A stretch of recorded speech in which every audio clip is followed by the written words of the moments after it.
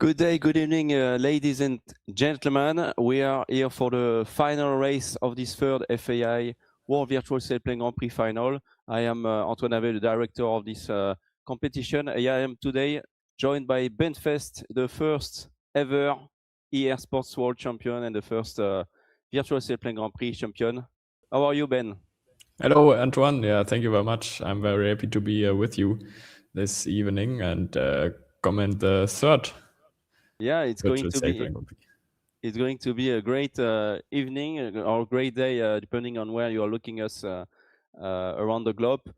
So today is the final race of the Sailplane Grand Prix, Virtual Sailplane Grand Prix final.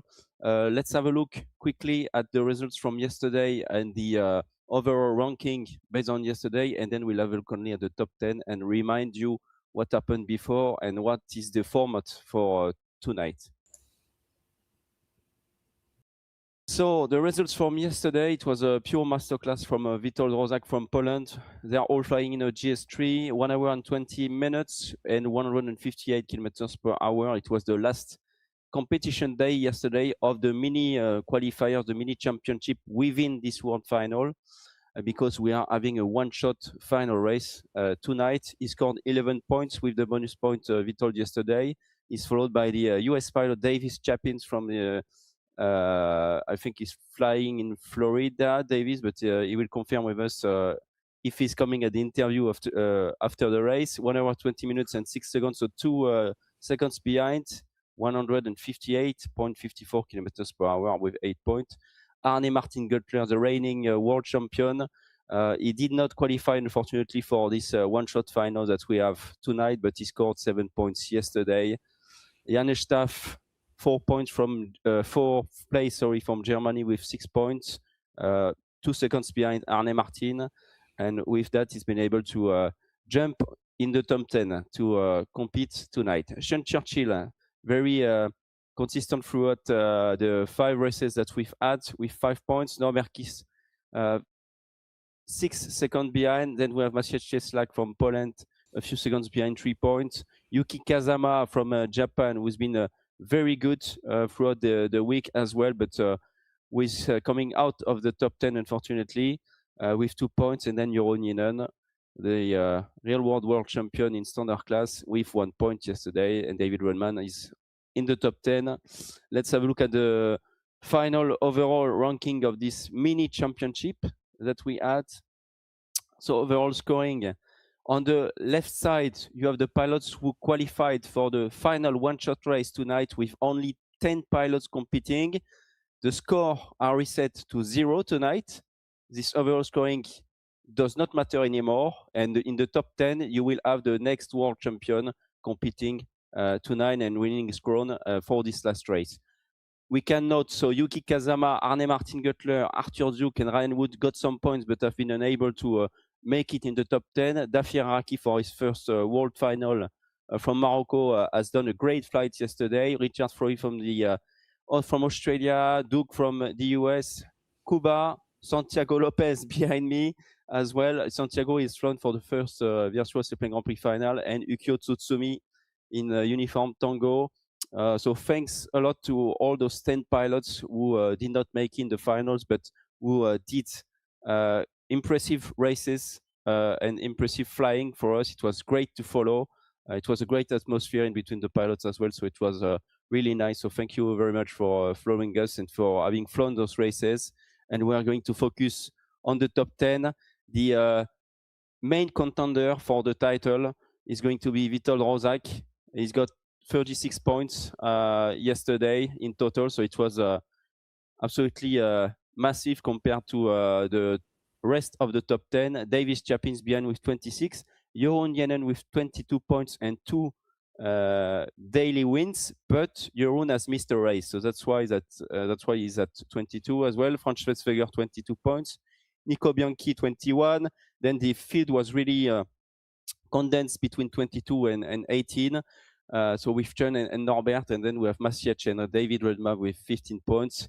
And finally, eventually, Janes Staff has been able to jump in the top 10 yesterday evening with his 4th place. So we only have three pilots from outside of Europe, with Davis Chapin from the US, Nico Bianchi from Argentina, super consistent pilot too, and who's made some podium, and David Redman from Australia. So we will see tonight. Welcome to the edge of your seat. 5 races and thousands of kilometers flown by the pilots. Countless thermals have brought us to this moment now. And right now, none of this matter anymore. We are back to zero, and the pilots are going to race for the world title. Let's have a look at the race of the day, at the task of the day with Ben. Where are we racing today, Ben? We are in Slovenia, again, starting from Slovenia. Yeah, we started Notch. And so in Austria, sorry, we're starting in Austria and then Slovenia. Yes. You'll see.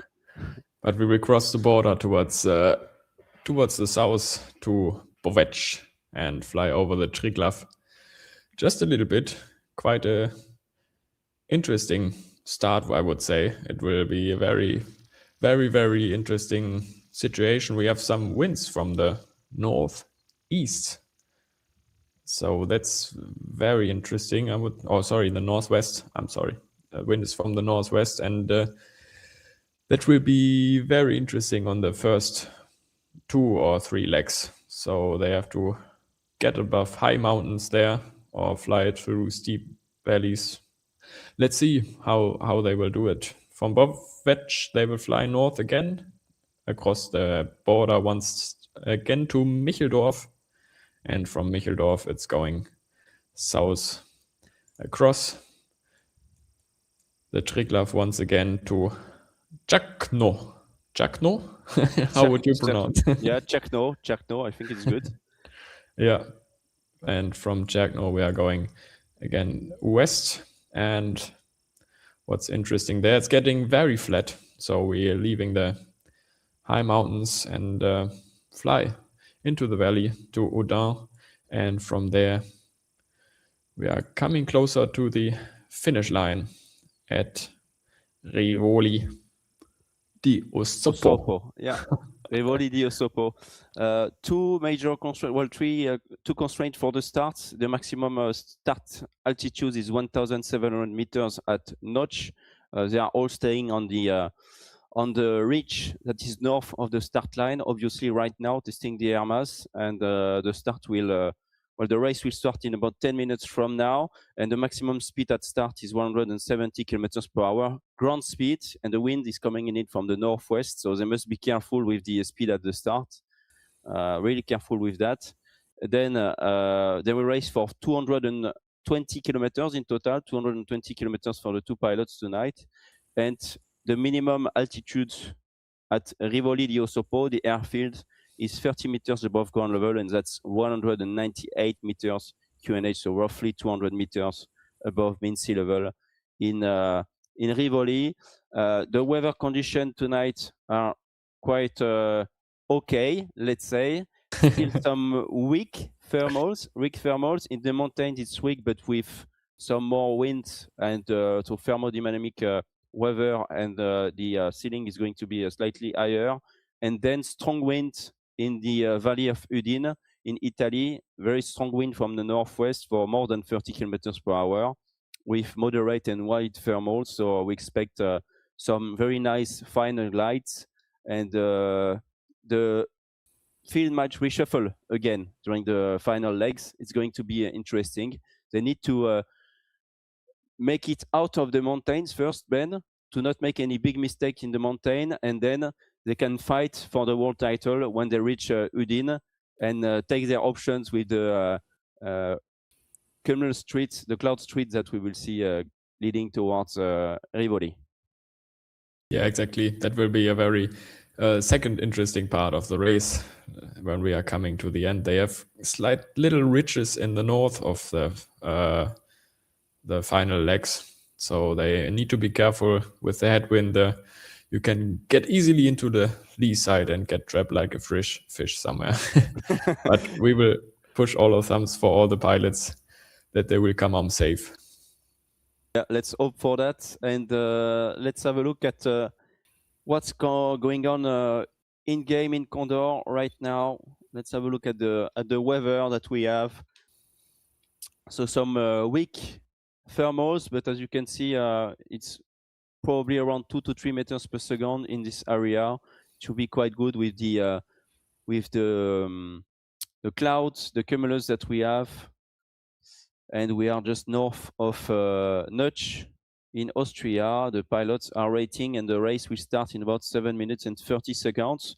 We started all of this months and months ago with this third FAI World Virtual Sailplane Grand Prix series. Why? Because we made a bid to the IOC to have the virtual gliding being part of the Olympic esports game in 2026-27. The esports game have been postponed a little bit, so we are still waiting for a reply from the IOC to see if we can make it or not to the first Olympic esports game ever.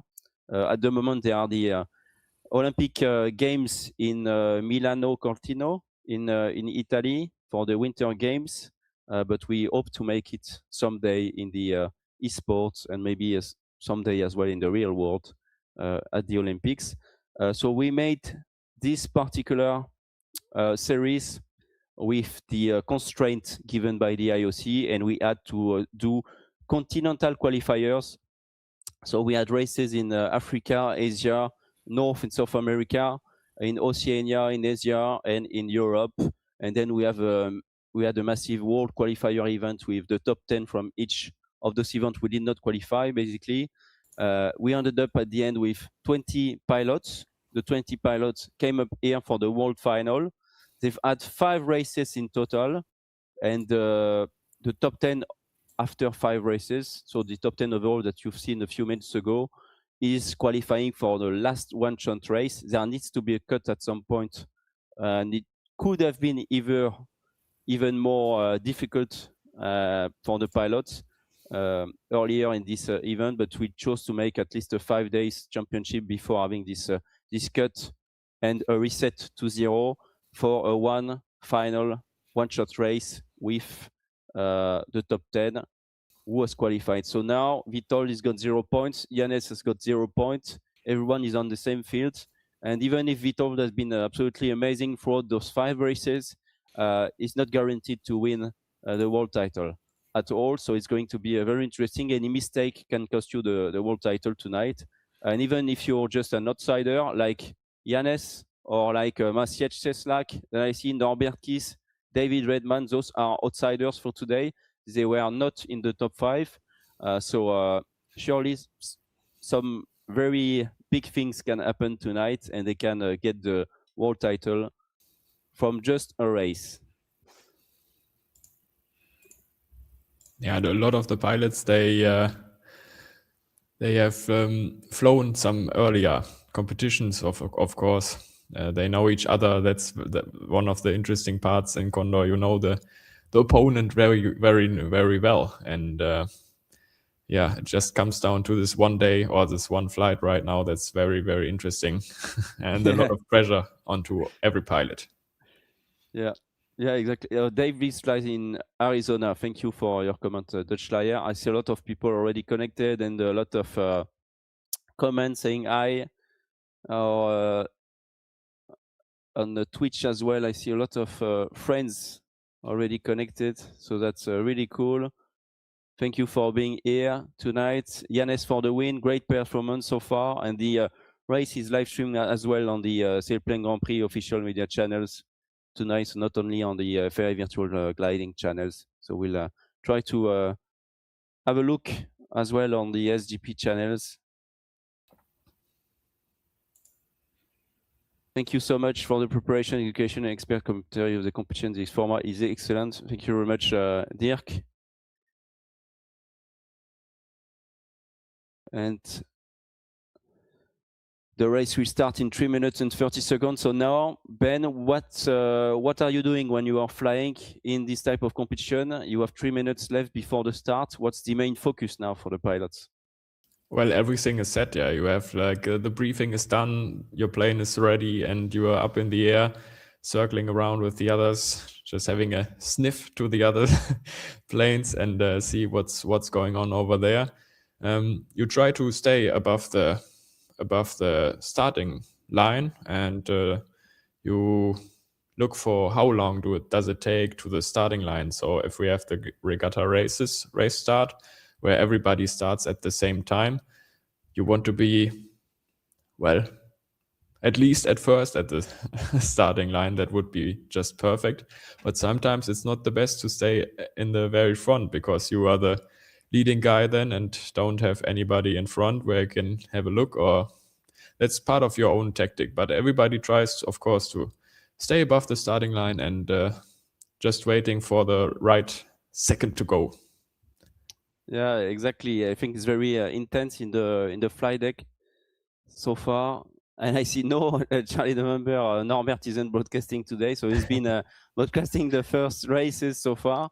But I think he does not want anyone to see what he's doing today.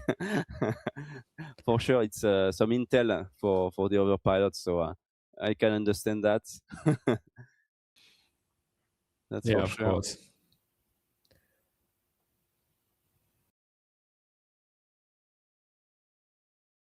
A lot of pilots on YouTube. Thank you for following us.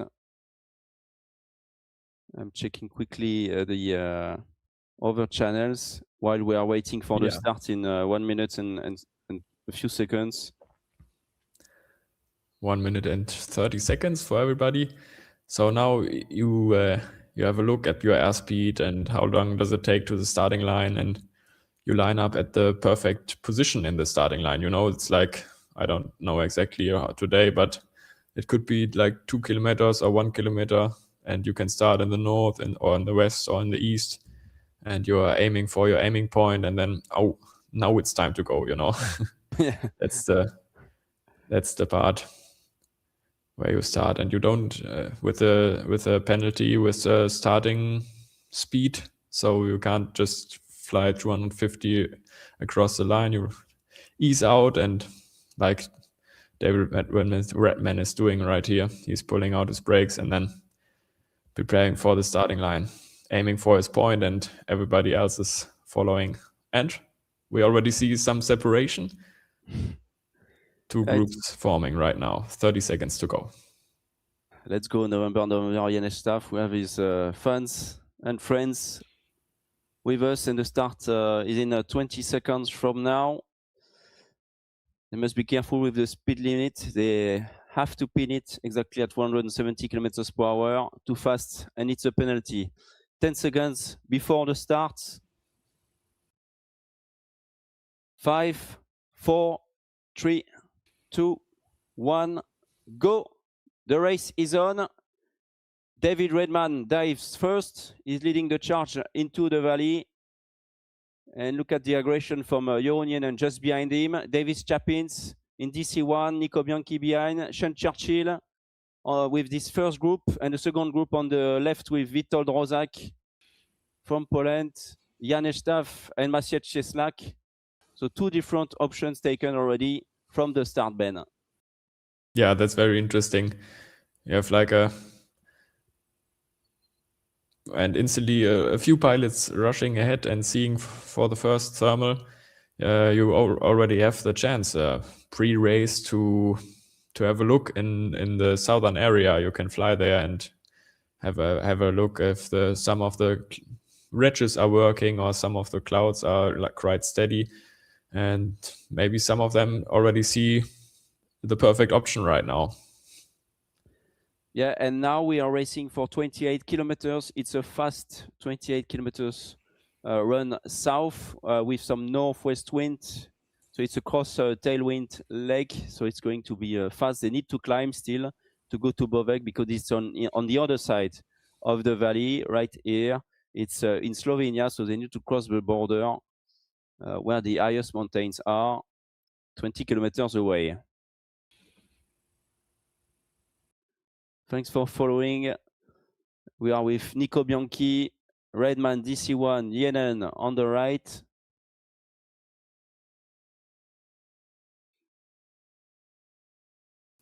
I think there was a little cloud above them. It was unfortunate that it disappeared, or it's building. Yeah. Maybe it's building and they're lucky to get in there. get like the first climb over there, because staying high right now is a good way to go, I would say. And we can see the other group in the background with Janes Staff and Maciej and Witold. They took another way to try to find a lift with the wind blowing from the back. Really, we have some tailwind now, and they might merge with the cumulus that we have in front of us, the small cumulus here. We will see which option was the best already from the start. Yeah, with this northeastern winds, it's sometimes a little bit strange to find the thermals in the lower area of the ridge. If you are above, it's not the problem because it's like blowing on this side of the ridge, and then you have the sun on the other side, and then it's right on top. It's lifting up, but yeah, like we can see right here, they are still on the, if I can see it correctly, they're still on the eastern side of the ridge. That's yeah, western. I think it's western side of the ring with the north. Yeah, exactly. This way. Yeah. I have a wrong direction today, but that's right. No, that's fine. Notch is just on the left side of the screen, so north of the track, and we are going to the south.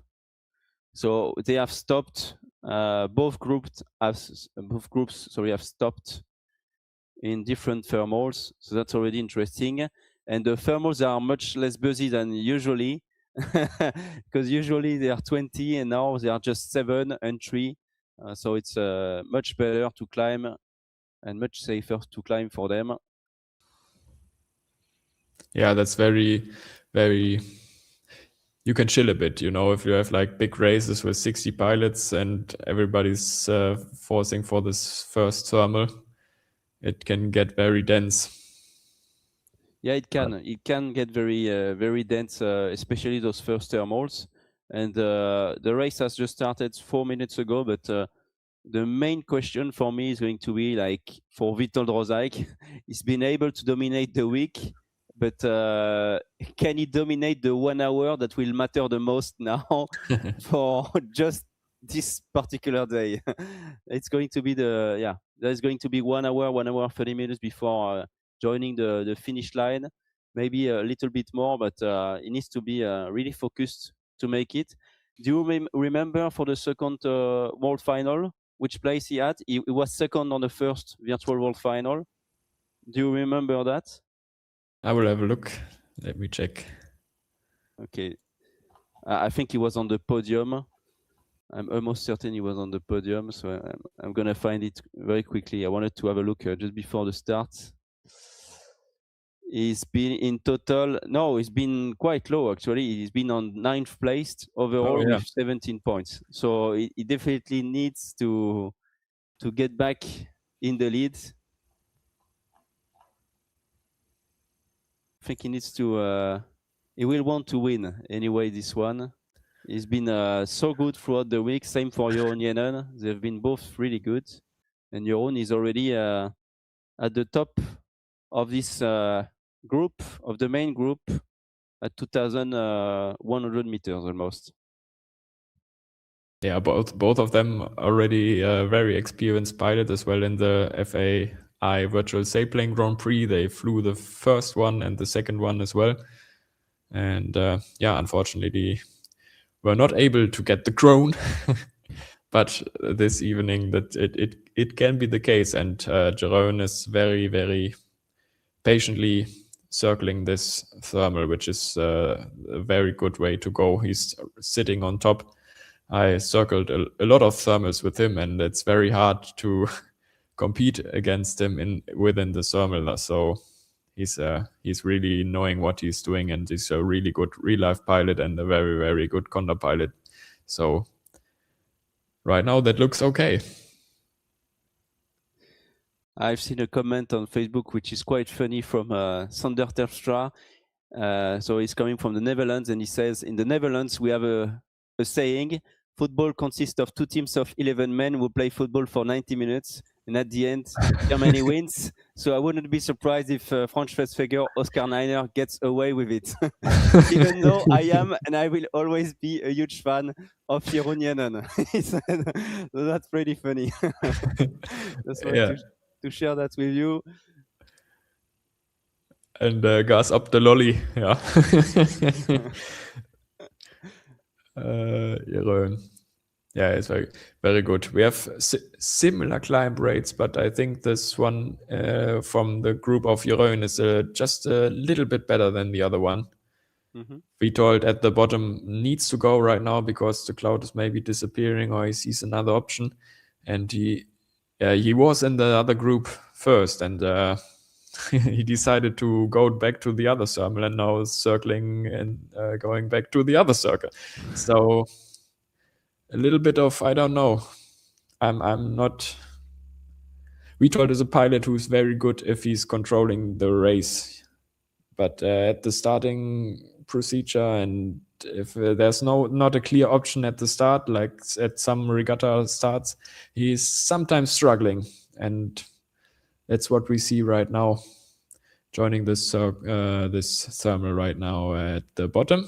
On top of it, it's I think David Redman on David I think DC1 is Davis Chapins. Yes. Yeah. Davis on the top of this thermal. Redman as well, just behind. Red is just below, slightly below David Redman.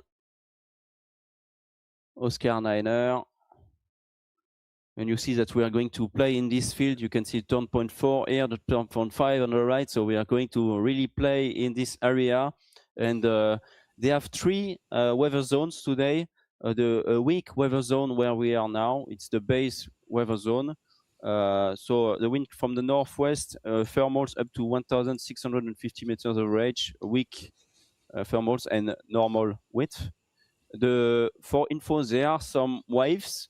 But the stability is 10 out of 10, so definitely some waves, 15 kilometers per hour for the wind, but the moisture is only 10%, so you cannot really see the lenticular clouds. And the cirrus clouds are 3/8 on this base weather. Then when we are approaching the mountains, so all the mountains here that we will see today, the mountains in Slovenia, just in between Austria and Slovenia, really in this area, thermals are higher, 1,800 meters above ground level, still weak thermals, but normal width, so it's quite okay, and 1 to 2/8 of cumulus clouds. Wind slightly stronger with 18 kilometers per hour, and then we will talk about the last weather zone. For the end of the flight, we have strong wind, very nice cumulus cloud streets, and but strong wind, strong headwind to go towards Rivoli. So we'll see that later on. Let's focus. We have 28 kilometers in total to go to the turn point 1, and we have flown 10 kilometers already, so 18 kilometers. Yeah, it's a patient at the beginning, I would say. They all need the height across the high mountains and high steep ridges here at the Triglav. So they have like altitude 2,000 to 2,400 or 2,300 meters. And you need to be above that altitude to get there safely. Otherwise, you can easily enter a trap. They've been able to climb to quite a good height, more than 2,200 meters. They've left the first thermals, and they are flying towards the highest mountains in the area, and they will cross the border in a few moments from Austria to Slovenia. Let's have a look at the 2D view. So the border is in purple. You can see it, and we are on the first leg. We started the race 11 minutes ago, and the pilots are approaching. They are all together. Vital Rozak is slightly behind and below 2,135 meters. You can see the altitude on the right hand side, and 2,300 meters for DC1 Davis Chapins. So he's in a very good position so far, the US pilot. That's good. That's good. And then they will turn right after Bovek to go to Mikkeldorf. for 33.7 kilometers. So they will stay in those mountains, but the wind's coming from the northwest, don't forget. So it will be quite good to go to Bovec, but they must be high enough to come back on the mountains to go to Mikkeldorf. Let's get back in a few seconds to the Condor. And you have the data, the info of the pilots bottom left of your screen. With David Redman, 2,300 meters and 2,356 meters. They stopped in something that was quite okay, more than 2 meters per second. Yeah, they will use the thermals right now, I think, like almost everyone to get to the cloud base because it's a tailwind section. So they get pushed towards the turning point, and as you already said, they want to be as high as possible at the turning point to get back to the northwest again. So the pilots know very well the areas. They've been flying for years in Slovenia, in Condor. And they've been flying quite a lot in this area for this World Finals, so they really know it quite well. We are changing the weather condition every day, so they need to adapt. But they are really flying in an area that they know quite well, and they are pulling to join a good climb. DC1, Yennen and Sean Churchill are on top of this climb.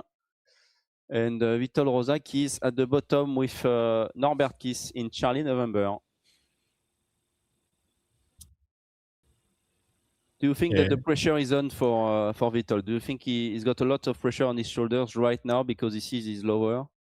Well, I believe he can deal with that. Yeah. Because you see often a lot of races he has been a bit lower, and suddenly 30 minutes later you see him 10 kilometers in front, and you believe, what did I wrong? What was the problem, or what did he ride? So you never can say like, oh, he's 10 minutes or 50 meters lower, so he never gets back. So everybody on this level of Condor experience is able to recover, catch one another and recover, and especially Witold is one of his Witold power. One of the very best. With him. Yes, definitely. And the pack is still very close together. It's like only, I would say, 50 to 80 meters height difference in this little thermal, and everybody's still staying here. Sean Churchill is very high. They are already at more than 2,600 meters. Jeroen Yennen has left the thermals, followed by Davis Chapins. And everyone is living right now around this height, around this altitude. Yeah, and it's interesting right now. They are taking the little detour towards the next ridge, of course. But there's nobody like having another idea or another plan right now to go more straight or more to the west once again, to the right right now, directly to the turning point or something, and trying to risk for it. But I think the way they go is the correct run. And if you have like Jeroen Jen in front of you, you don't stick to your own plans. Otherwise you would beat him or lose. So we guess that the ridge is quite good here because it's coming right from their tail. So it's going to be blowing on that very nice ridge. We have the nice cumulus on top, so we expect some popper thermals, and we see already Jeroen pulling to the left into something good. He's decided to left early the previous thermal, and he's taking this one, and the cloud looks very good. David Redman joining too. Nico Bianchi, Sean Churchill, who was on top previously. And we will stay on top. Maciej Cieslak, Frank Schwetzfeger, Witold Rozak. Where is Janusz Staff, the miracle man? Where is he's right there, slightly lower, Janes. He qualified just by 1 point yesterday, so can he complete the fairy tale today, make it in the top 10 in the last day and become world champion? That would be a crazy story to tell, for sure.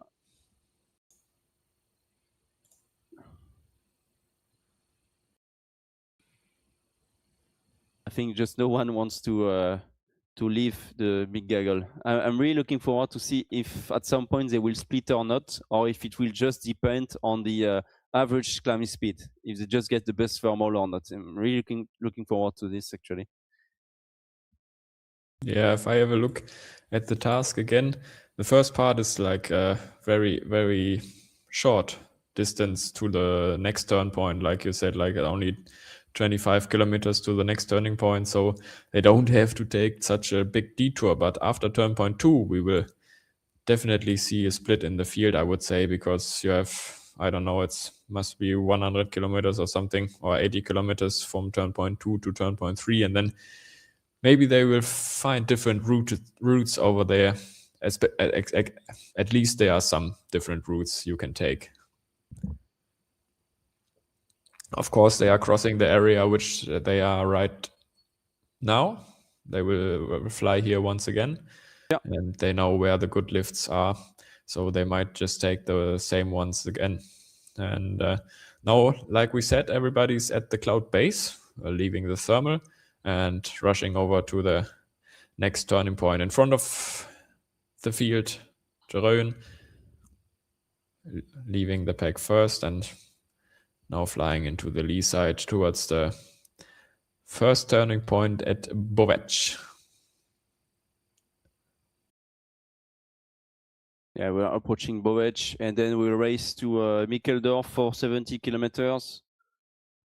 And now they are in Slovenia. They crossed the border. Yes. They flew, at least they flew over Italian already. Yeah, over Italy. Oh, sorry. So they left Austria, flew over Italy, now in Slovenia. Not bad. so many countries, yeah. Yeah, exactly. This little left part is Italy, on the right bottom part is Slovenia. And yeah, they are using the little ridges on the bottom to get the slight lift out of there. And now facing towards the first turn point. And what to do next? That will be interesting. Exactly. So to be honest, I don't want to be Jeroen. Otherwise, I know he's having already a plan, but yeah, they could try to fly straight towards Mikkeldorf. They should be enough altitude to cross the next ridge. But yeah, at least in real life, I wouldn't do it like this. In Condor, you can try. Yeah. We will see. I think I will just fly straight towards the next cloud, towards Mikkeldorf. So Jeroen Junen is the first one to cross, to turn the turn point 1, followed by Sean Churchill. Then Davis Chapin in DC1, Maciej Cieslak, Victor Lima Zulu, David Redman, Janes Staff. They are more or less all at the same height. And sorry, we're going for 33.7 kilometers, so almost 34 kilometers to Mikkeldorf. And then only from turn point 2 to turn point 3, it will be 70.7 kilometers. So we are racing for 34 kilometers to go to Mikkeldorf. It's quite close still, and they will keep flying in the mountains right there.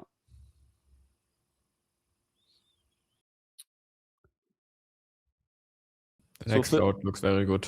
Yeah. Yeah. First turn point and first decisions then.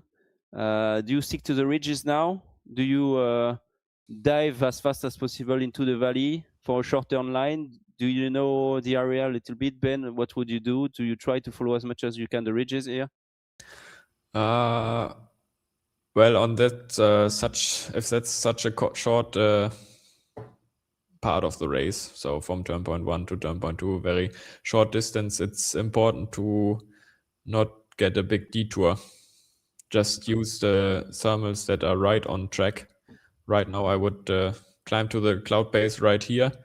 And after that, we have very high mountains again. Normally you should fly around them. Let's see if they get to the cloud base, if it's enough to cross directly, or they need to take a little bit of a detour. I will quickly look at the briefing once again, and the next mountains, they have like 2,400 meters of altitude to cross them. Two big mountains, so this one and the next one, and then the mountains are slightly lower, but still some nice hills and ridges to use to go to Mikkeldorf. But we have two big mountains in front of us to cross for the pilots, so they are getting more altitude, more height with this thermal here. Vitol Rozak and Norbertis are still slightly below. Sean Churchill, the British pilot, is in a good position so far, very high. Yeah, Seed is doing great. He was the highest at the turning point as well, but now gets a little bit pressure off the field. Yeah, he will climb to the cloud base and then leave it toward the next one. And we see David Redman leaving this thermal right now as the first one. That's actually very perfect for seeing Churchill to see if they make the cross. Yeah. He can just climb a little bit more, staying here, chill a bit, and see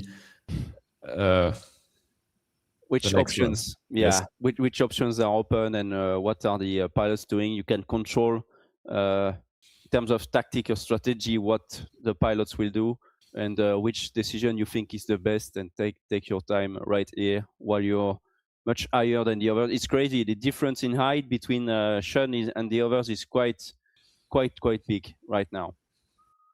Yeah, he's in a perfect position, and I think from his altitude, it looks like it's not very difficult to cross over to Michelsdorf right now. But if we can see from Witold Rotzak, who's right below him, it could be a bit dangerous, I would say. Normally you would leave out to the right side right now. There's a little bit lower. The hill's a little bit lower, but it's a very blue area at the moment, so that could be a big trap. Yeah, this mountain can be a big trap indeed. The wind is coming, so it's some headwind coming from the northwest. So directly from the turn point that we have in front of us. So you see that they are on the lee side. They will get some downdrafts before reaching that ridge, but the cumulus cloud is slightly in front of that ridge, so it might be okay, but it's still a risk taken by the pilots. And David Redman is just approaching this area and trying to take a good climb over this mountain, over those ridges. Yes, this looks okay for the whole field. Could only get a little bit dangerous for Witold, I would say, but all the other pilots should be able to cross right there.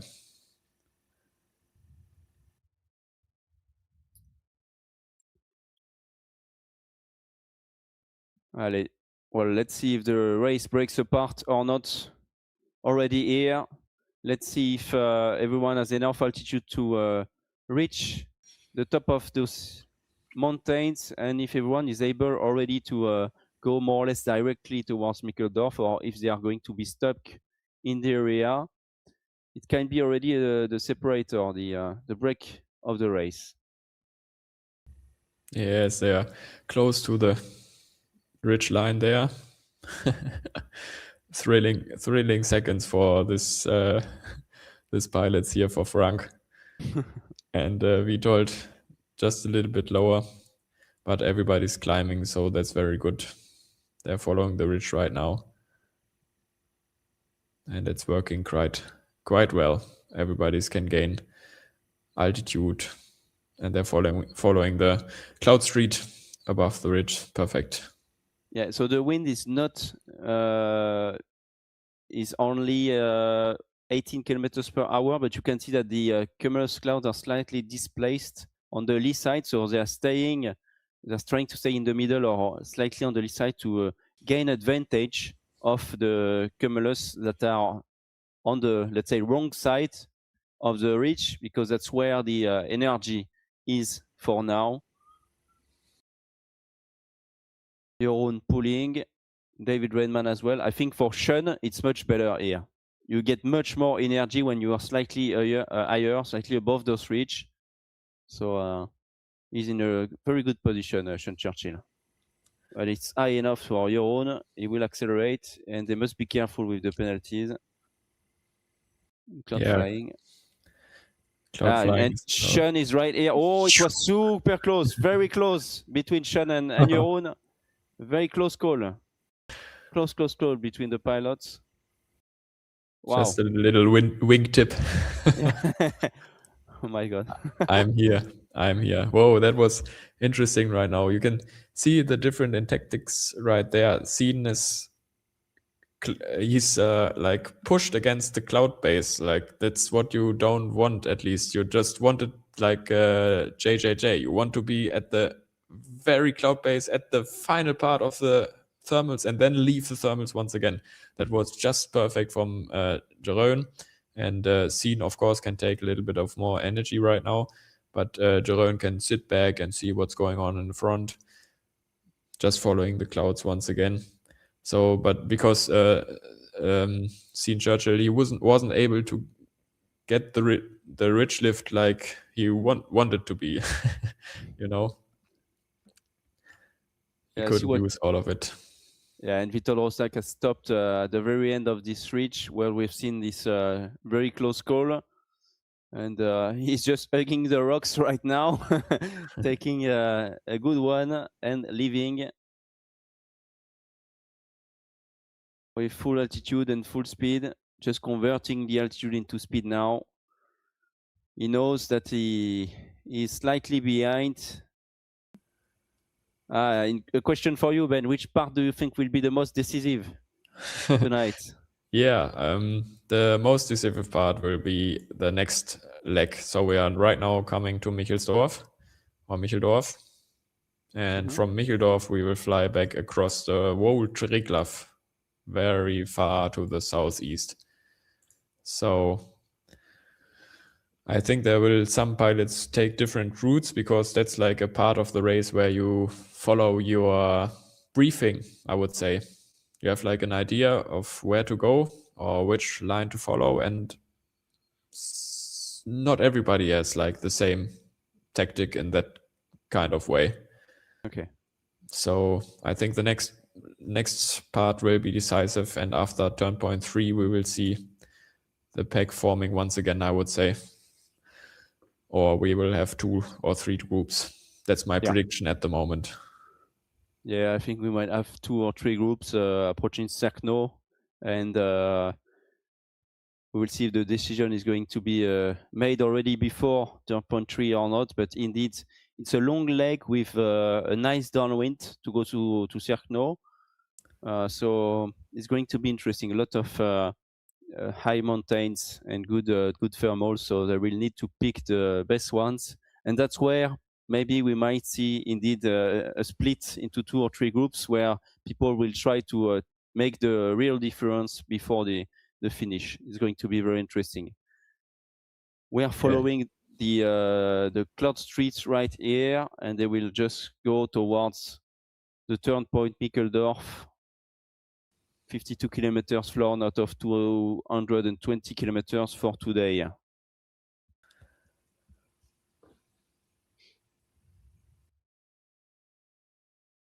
That's working quite well. Interesting is if in this small group, there's not that much splitting as I expected it to be. Because if you are like 20 pilots or 30 pilots, there's a split very, very early in the race. But right now they are almost all stick together with some height difference or following the same route. But right now, there we will see the first small split. Small split. Yeah, I was about to say the same. And there as well, because of the pilots, how do you say that, the experience of the pilot, but as well the competencies of the pilot, the resume of the pilot. You know, Jeroen is a world champion in real life. He's a very good virtual pilot as well. He's won 2 races already, and he went to the right, and maybe you are more attracted to go with your own than with another pilot. For example, well, Sean is leading, but the ones behind might be like, okay, I'm going with your own. He's a top favorite for the day, and I must stay with him probably. So I think it can attract you to go towards one of the leaders of the event. Yeah, they have a few more clouds above, and we will see instantly what the decision will take or not take, or who's coming first to the second turn point at Micheldorf. Yeah, and they're flying 200 kilometers per hour, so far with some headwind, and the race is going to accelerate afterwards, going to turn Prix to Charcno. You have the average spin on the left side, 110 kph for Sean Churchill, and it's roughly the same for everyone apart from Vitol Rozak, 104 kilometers per hour average. Is slightly behind Vitol. He has stopped to be able to climb high enough to get over those mountains. And Sean Churchill from the United Kingdom is the first pilot to cross turn point 2, to turn the turn point 2. Jeroen Jenen from Belgium is the second one, turning on the opposite direction. David Redman is third, the OC pilot. Well done to this top 3. Already we have Maciej Cieslak in Victor Lima Zulu joining here. Janesh Staff and Davis Chapins. DC1 November. Nico Bianchi in 330. Frank Schwetzweger in Oscar Niner. Norbert Kiss. And we will see Vitol Rozak slightly behind. David Redman, 2,100 meters. Davis Chapins on top is in a very good position now. And now we are going towards Charcno. It's a massive 70-kilometer leg to the southeast with northwest wind, so it's a pure tailwind run, and speed will be insane surely to go there. This is the longest leg of the race, and it might not be easy if you're already behind now. We are in the high mountains, and Charcno is the low point really of this task. They are diving deep into the foothills to go to Charcno, almost joining some flatlands. They must watch out for the trap. It might be the trap of the day right here. Vitol Rozak, you see, is still at the lowest altitude, 2,000 meters barely right here. So it's difficult, and he has just turned the turn point 2 now. And we are going so to the southeast. You've seen the map, a lot of mountains, a lot of options, a lot of cumulus, a lot of thermals for the pilots. They will have a huge range of options open to them, and they will need to pick the best thermals to win the world title at the end of this race. Vitol Rozak is here, and it's difficult when you're here, when you're behind, because if you stop and you take the same thermal as the others, you will not be able to catch them up again. You need at some point to do something different and better than the others in front of you, unless the pilots in front are getting stuck somewhere. But those are really top pilots, so it's not easy. As Ben said, we have to wait 30 minutes or 1 hour to see where he will be. It's sometimes difficult for him at the start of the race, but he's able quite often to recover and to be there for the finish. And I think Ben is right. It's been often like this during the week. Jeroen Jenen has taken an option going straight on the track, while Sean Churchill is taking the cumulus clouds. Yes, that's very great. That's what I like to see about the racing of Jeroen. It's like, whoop, and he has an idea, sees an option, and just goes for it. There's no one around. That's really important if you are into this regatta racing and condor racing. It's like, stick to your plan, go with your own mind. Just don't follow others. You will be slower. Otherwise, they do. If they are not making any mistake, of course. But yeah, at this level of pilots, no one should make a mistake.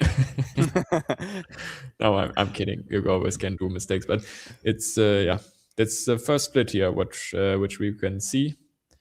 Like David Chapins and Redman and Scene, they are choosing the same line towards Bovec once again, which they came from now with the tailwind section. It was a good and quick line, I would say. With tailwind, it can be a little bit quicker, but it's not the direct race, so they are taking a bit of a detour. Let's see if it's worth it or not. Worth it or not, yes, right. Yeah. And I like what I see. Jan Staff and Frank Schwetzeger have joined. They went straight ahead, just below Jeroen Jennen, and they are ahead of the group right now. They are leading the race because of this decision taken by Jeroen, going straight instead of doing a detour. And now Jeroen is leaving the other group, and Vitol Rozak is seizing an opportunity. He's seen that, he's taking the opportunity. He said, okay, it looks like a good option. Maybe I can merge again with the group of DC1 at some point and be at the same altitude again. Oh, while the thermals in different weather zones, they are with normal width today, and for the last weather zone, so for the last two legs in Italy, when we'll be over the flatlands near Udine city in Italy to go to Rivoli, it will be wide thermals and moderate thermals, moderate fronts. Scherkno. So here is our Belgian pilot Jeroen, followed by Jan Staff from Germany. So which pilots don't you know today, Ben? Which one don't you know? Yeah, I haven't flown, I think, with Nico Bianchi and Maciej Cieslak so far. All the other pilots I have raced against in my career. Yeah, and but it's interesting to see new pilots coming up. Like Jannes is, I would say, new as well. But that's very, very nice to see all the pilots qualifying today and all the other pilots that have tried to qualify for this day. That were very, I like the whole spirit around it.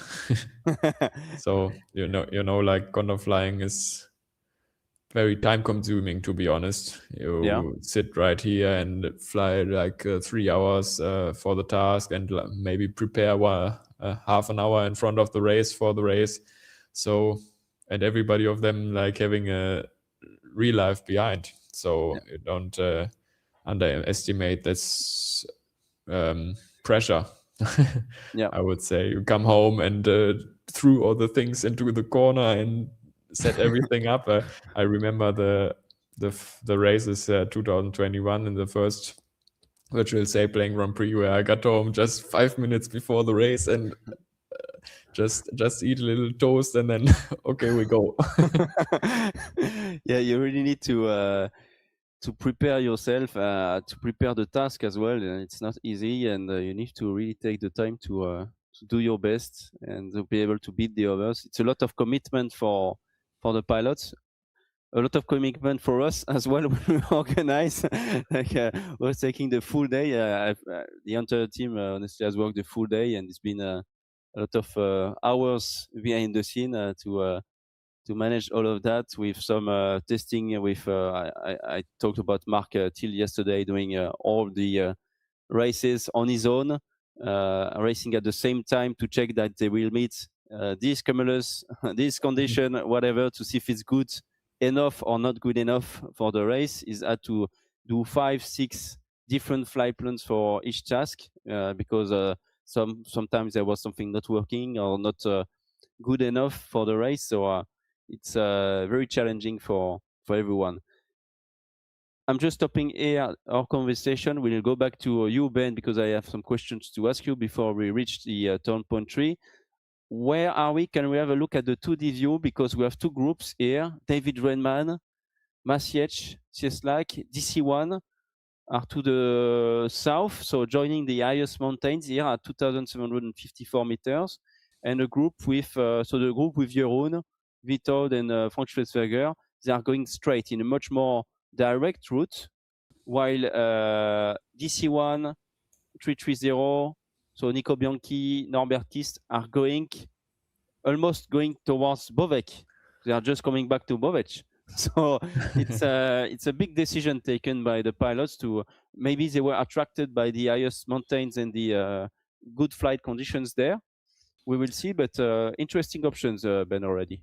Yeah, it's like they've flown the way to Bowage already, and it's a safe option. So it's very near to say just go there. Again, it's almost on the glide, and with this northeastern wind, you can easily turn to the left and have lift once again at some ridges. So it shouldn't be a big problem.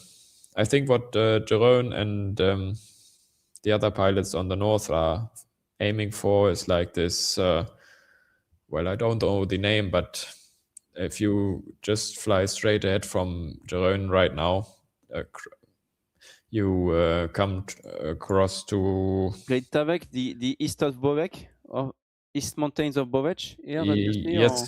there's like a mountain which going towards the Klærknogt. Okay. Almost, and that's a very safe option with the southern sun. It's sea breeze, so you almost have a lot of thermals building there. You can see it right now. It's perpendicular to the line almost on the middle of the map. But the others will join there as well, so they will meet up south of this little lake, which you can see on the right on the map right now. Mm-hmm. And let's see who's in front right there.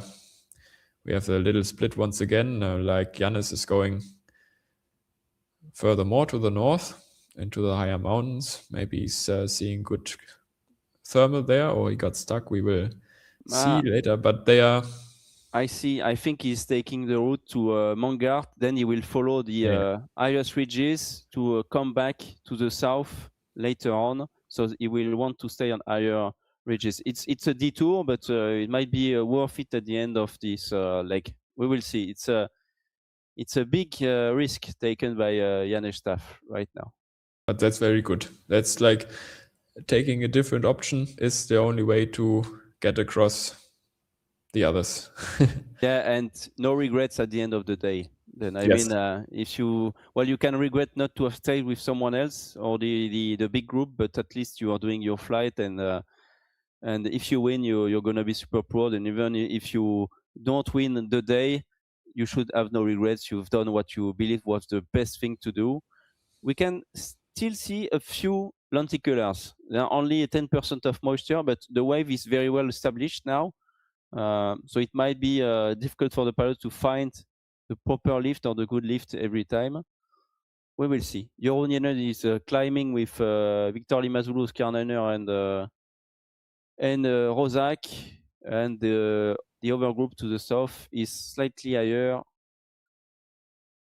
and flying towards the turn point 2. A lot of people being very happy and pushing their friends. A lot of fans of Norbert, Janes. Yeah, Norbert sitting a little bit behind right here of the southern group. But it's like I know him from a lot of races as well, and suddenly he's coming to the front, and as well, you don't know why. So that's like a typical pilot like this as well. And David Redman doing what David Redman has to do. That looks very good. They are facing for this very typical ridge over there, having a perfect altitude for it. They could be a little bit lower as well, but that's absolutely perfect. And they will merge like in, I think, about 10 kilometers, and they will get the groups together, and then we will see the height difference. But they are taking very good decision right now. Very good clouds above this next ridge, and then where they might move over to the left just a little bit.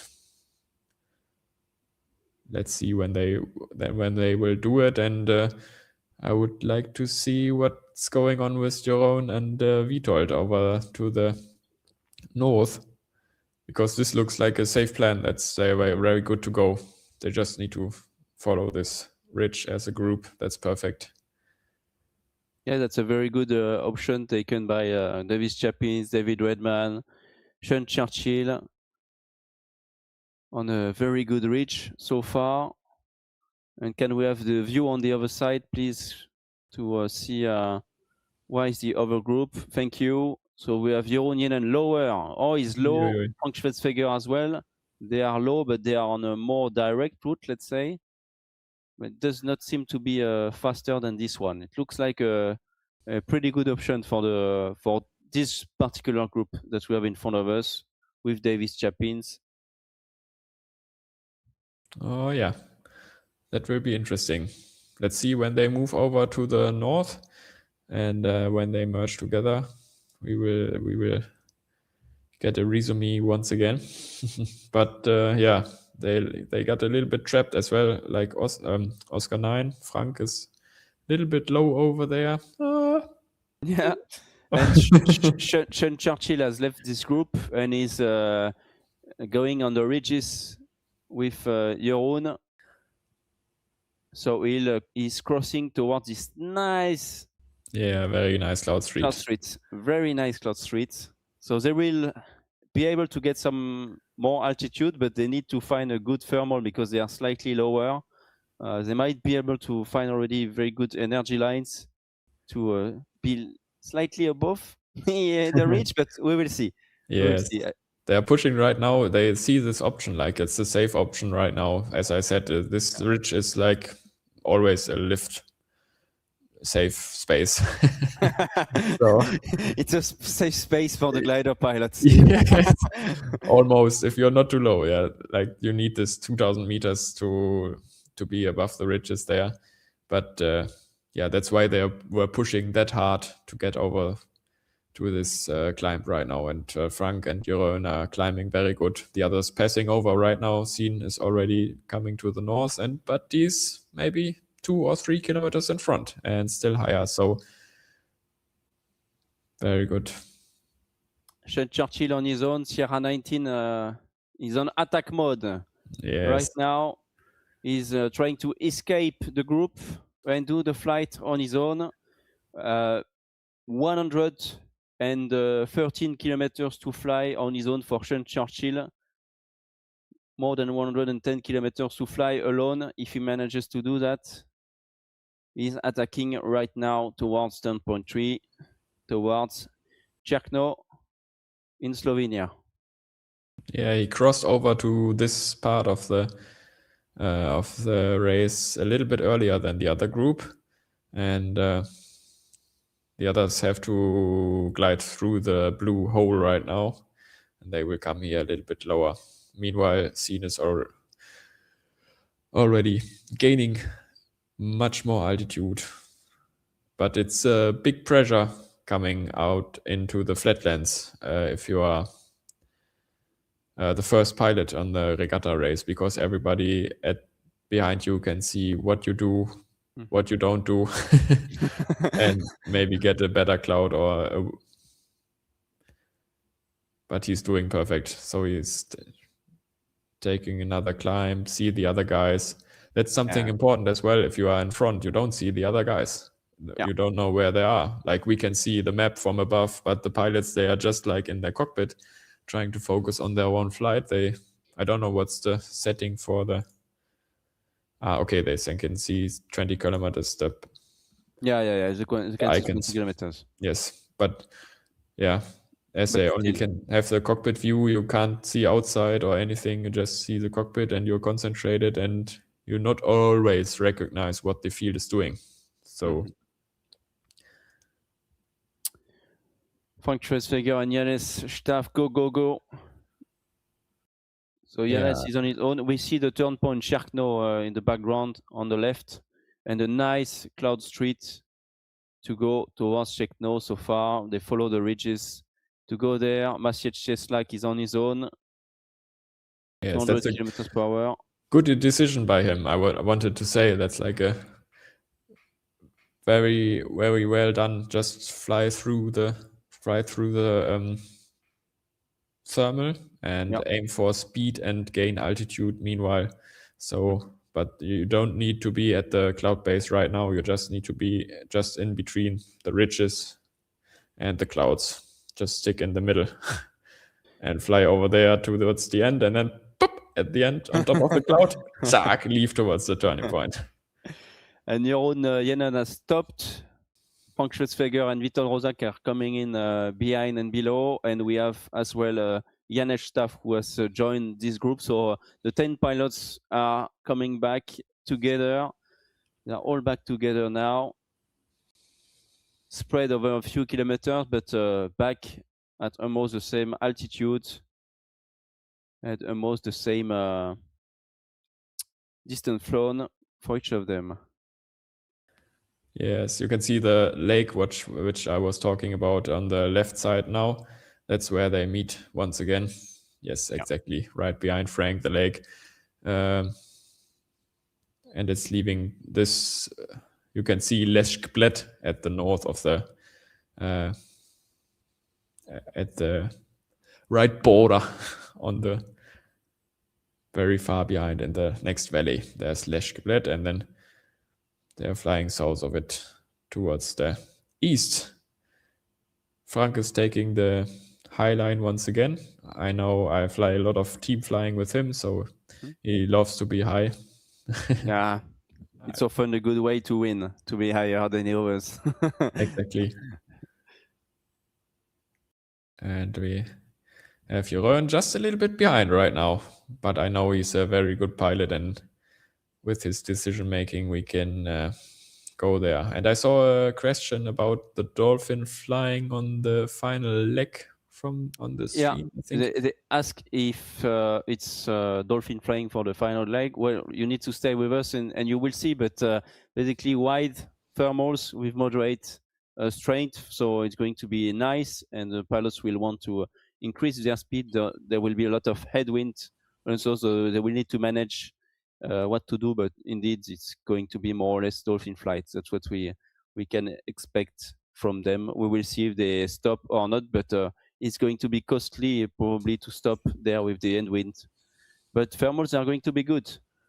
So it's a balance to find, and they need to take the best option at the end of the race.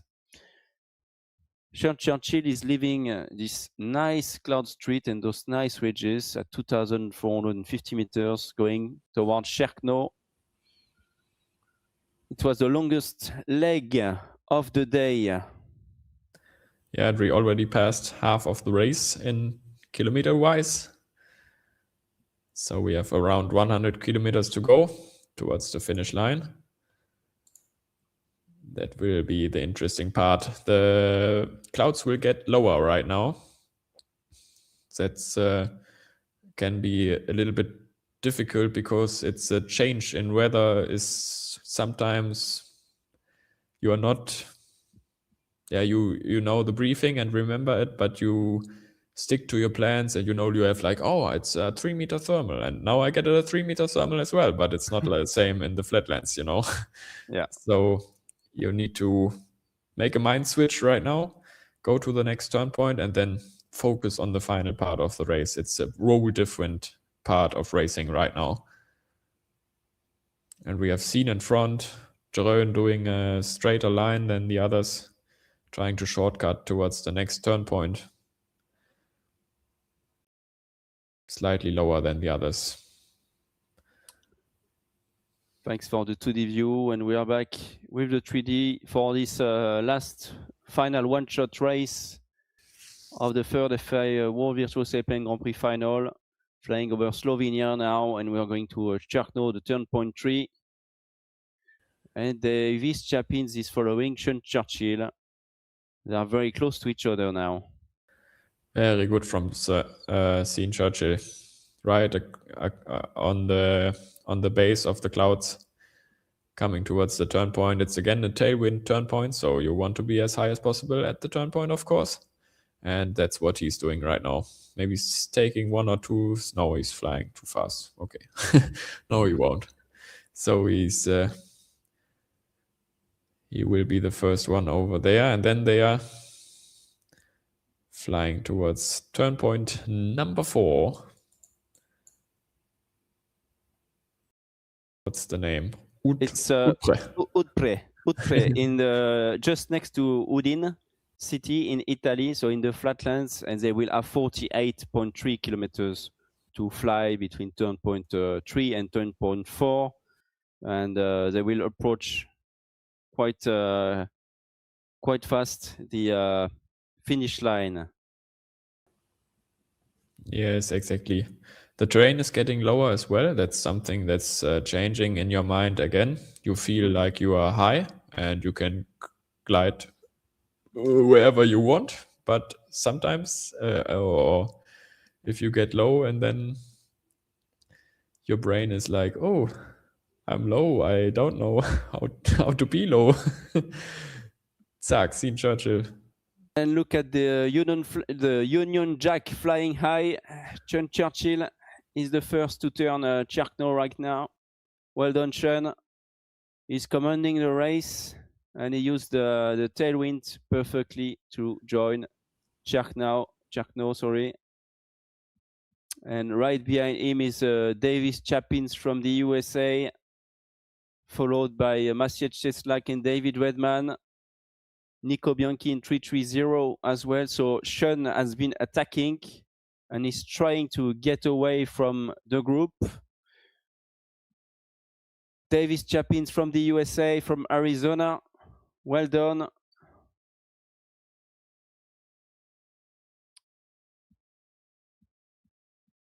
Maciej Cieslak, Victor Lima Zulu, third to turn the turn point 3 Czarno. David Redman following him.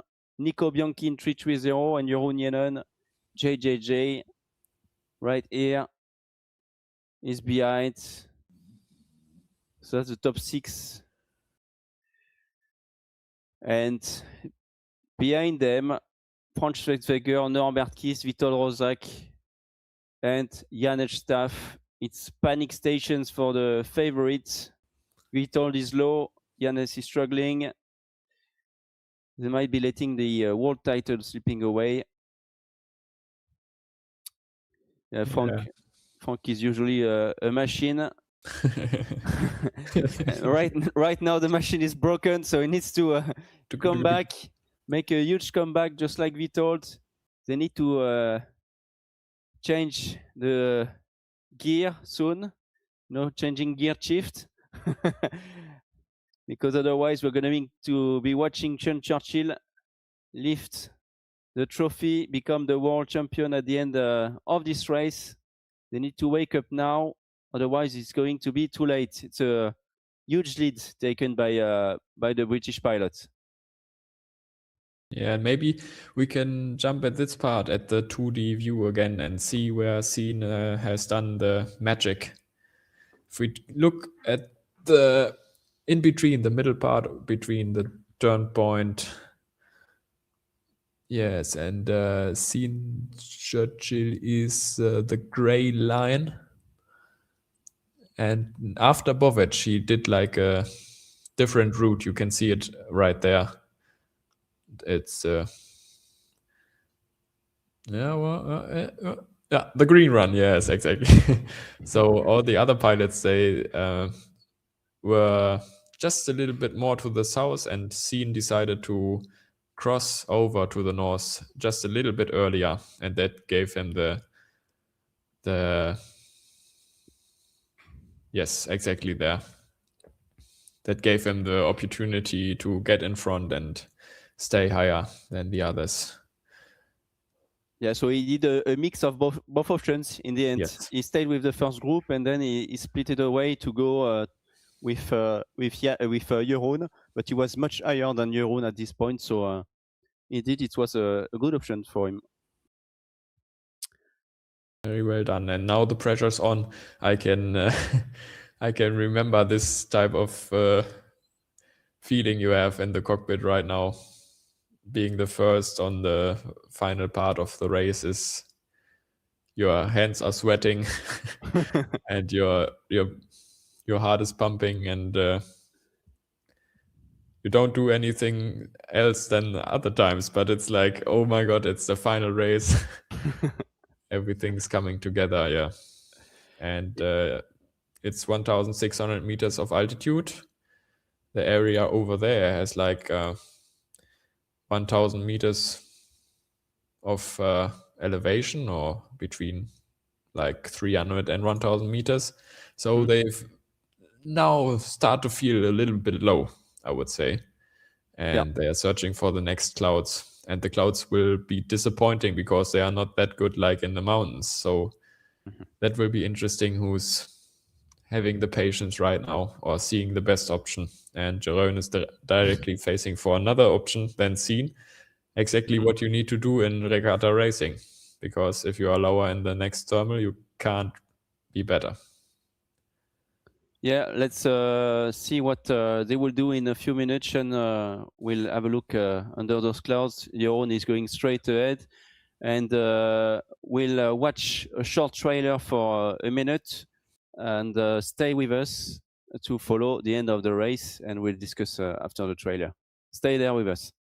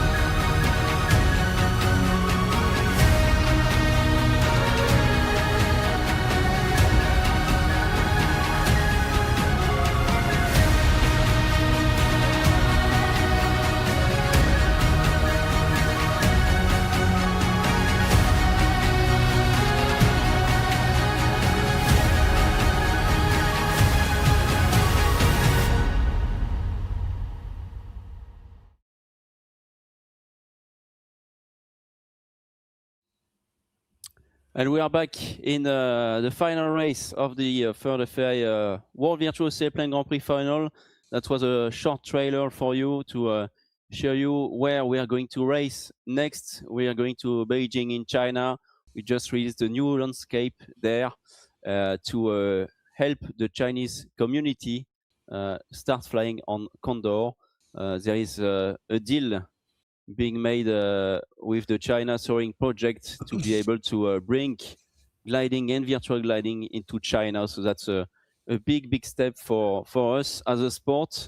And to help them do that, we have built with some friends a good landscape for them to use in Beijing. So we'll go fly next to the Great Wall of China and over Beijing in about 15 to 20 days. We will announce the date in the coming week for the next race, and we will gather together again to fly in China and discover China together. Let's get back to the race, Ben. Where are we now?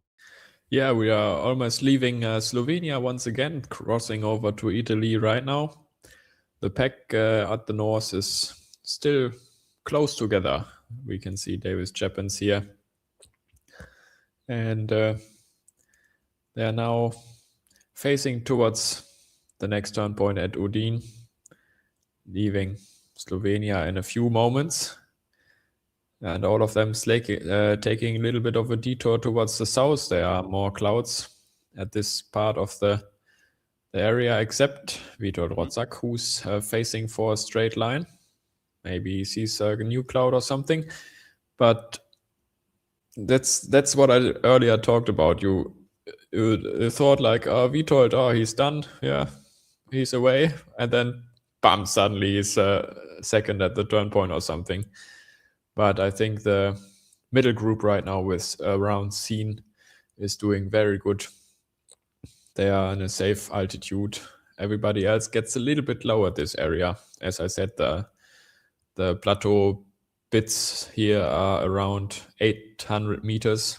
So they feel very low and searching for the next good thermal.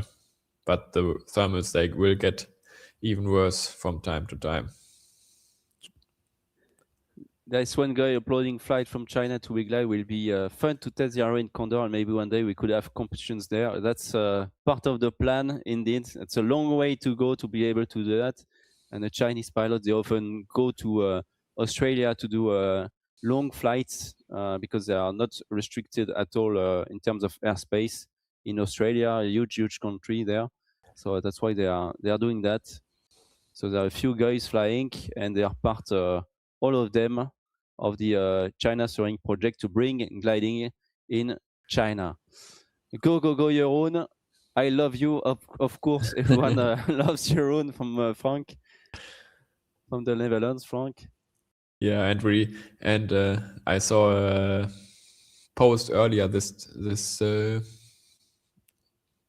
where he said like it's interesting to see real life pilots competing against virtual pilots, and that's something very interesting to see as well, because Condor, of course, wants to be a good replica of the real life world, and I think with real life gliding you get like a good base to start in Condor, or otherwise with Condor you get like a little bit of a good base for real life gliding, but it's something you can talk about. But it's very interesting to see, or to have the chance to compete against each other around the world. So with David Redman, who's sitting there in Arizona or somewhere in the USA, and the others sitting here in the dark of Europe.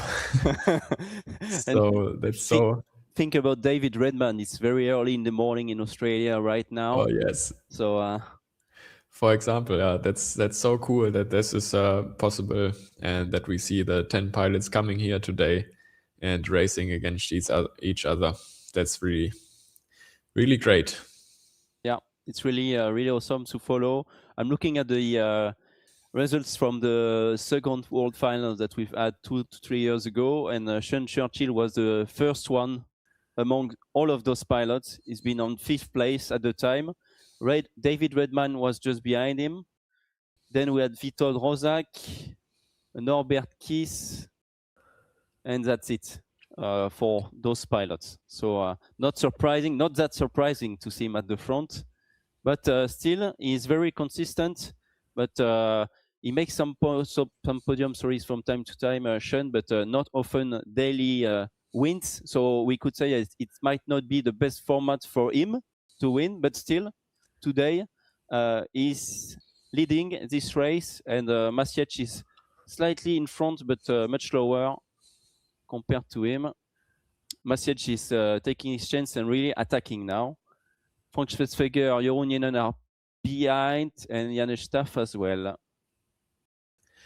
Yeah, they are coming now to the next weather zone, the Flatland weather zone. You can see in front of them way more clouds and way dense and very low. So they have like 1,200 meters above main sea level right now, and the clouds are not that much higher. So that's why they all are rushing out of the mountain area into the flatlands. Now just facing for the perfect line towards the next turn point at Udine.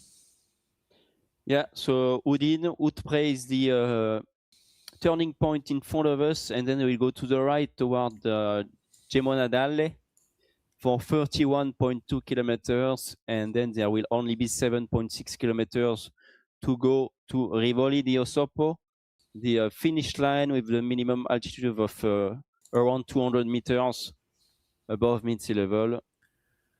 And they are entering the area with some strong wind, more than 30 kilometers from the northwest. But the ceiling is slightly lower. You can see 1,300, 1,400 meters maximum for the ceiling. It's about 1,000 meters above ground level right here. But some good thermal and some good cloud streets, you will see. Masiec is attacking in front, lower, but with some good clouds. It will be interesting to see which options the pilot will take after this turn point. Yes, which line to take, which cloud line, and they must or could fly just a little bit to the south because they have like a little ridges to the north, which can be a little bit of a trap with the headwind on the next section. But it's almost a straight line towards the final part of the race, and all of the pack is coming together. Yeah, I think everyone is attacking. Even Jeroen is the lowest one because he wants to be at the same position as the other pilots in terms of distance, but not in terms of altitude. And he will try probably to take the best energy lines and to master his way towards the finish line. It's going to be a huge challenge for Jeroen right now. Oh, it's getting. Oh yeah. Oh yeah. If you see this in your cockpit, it's like, oh, the most demotivating thing, you know. See the others like 200 or 300 meters higher. You can only do your best with rushing ahead and do like a undercut. Yeah, I always feels bad in real life to fly towards lower cloud bases. That's I do agree. Normally in real life, it don't get better there. Like it's today in Condor. Yeah, that's right. Seen with a very good altitude. They climbed over there where Jeroen and Oscar 9 are now circling. They want to take a little bit more altitude in this crosswind section. So they circle right here and then use the energy line as high as possible on the final leg.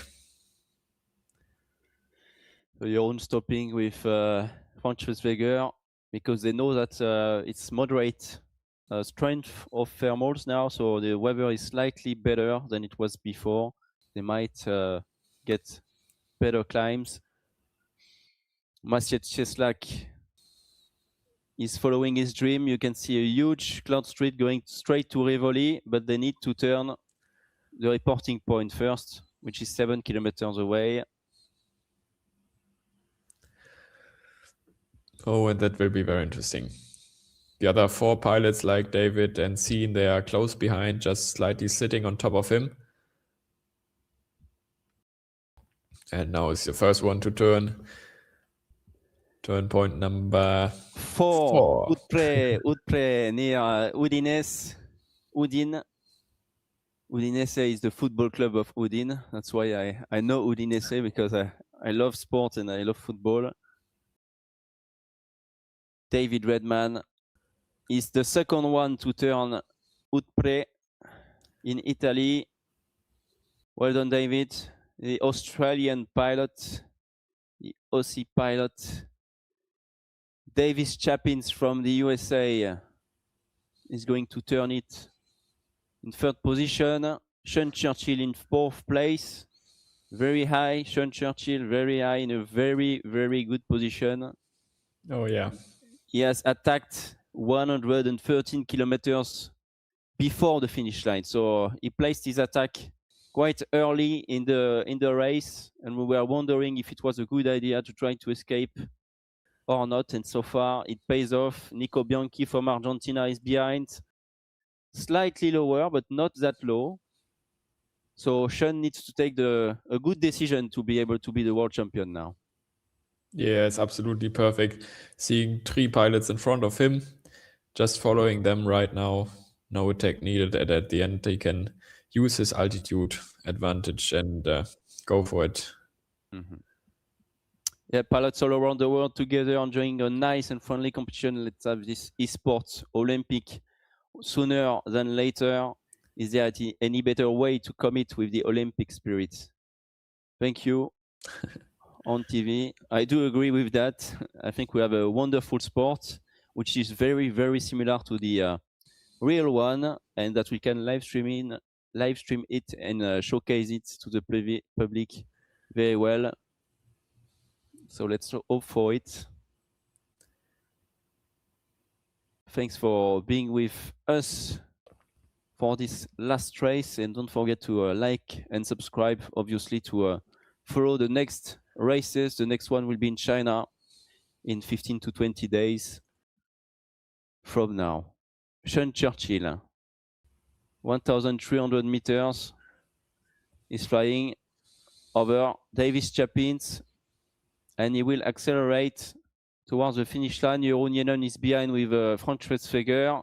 Vitol Rozak is quite high, but quite behind too. Frank Schwetzfeger is just turning the TP4. Jeroen is slightly higher, and they're racing towards the reporting point. They will take surely another route. Try something else, surely. When you see this very nice cloud street, you're not attracted to go to the right, but that might be the only option for the other pilots, honestly, to be able to win. You need to take some risk, and the gap is there between the first and the second group. The top 5 is right here. Top 5 with the contenders, let's say. We have Sean Churchill, Davis Chapins, David Redman, Maciej Cieslak, and Nico Bianchi. For us, they are most probably the real contenders. So maybe the pressure was too high for the other pilots, for Frank, for Jeroen, for Witold. Yeah, like it's in this kind of one-shot race, it's coming all together, and one mistake could lead into the losing the competition, or the day at least.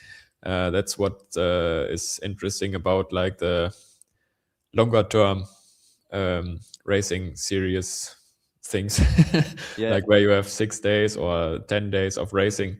It's consistency, like in the last Sailplane Grand Prix, where Arne Martin flew he flew good races at all, but he made points every day, and this was the case why he wins at the end.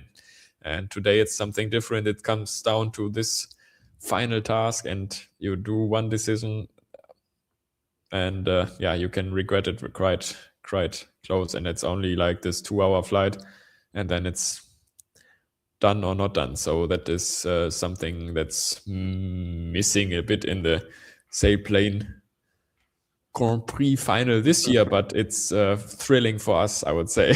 Yeah, exactly. And it's gonna get worse if we get into the Olympics, because they will request to have a lot of cutoff in the races with quarterfinals, semifinals, and finals, and you may end up with only 4 pilots at the end for the last race, for example. So they really want to have a much bigger split. So we didn't want to shock the pilots with doing that already now. We're like, okay, let's try to keep the spirit of Virtual Sailplane Grand Prix for now with the youth championship, and let's try it out. Let's try a format like this with just the final last race, because that's the barely minimum that they requested, to have at least a cutoff before the last one. So so there we are. We have a cutoff for just a world championship. And it's at every Olympics, the sportsmen and sportswomen, they train for 4 years.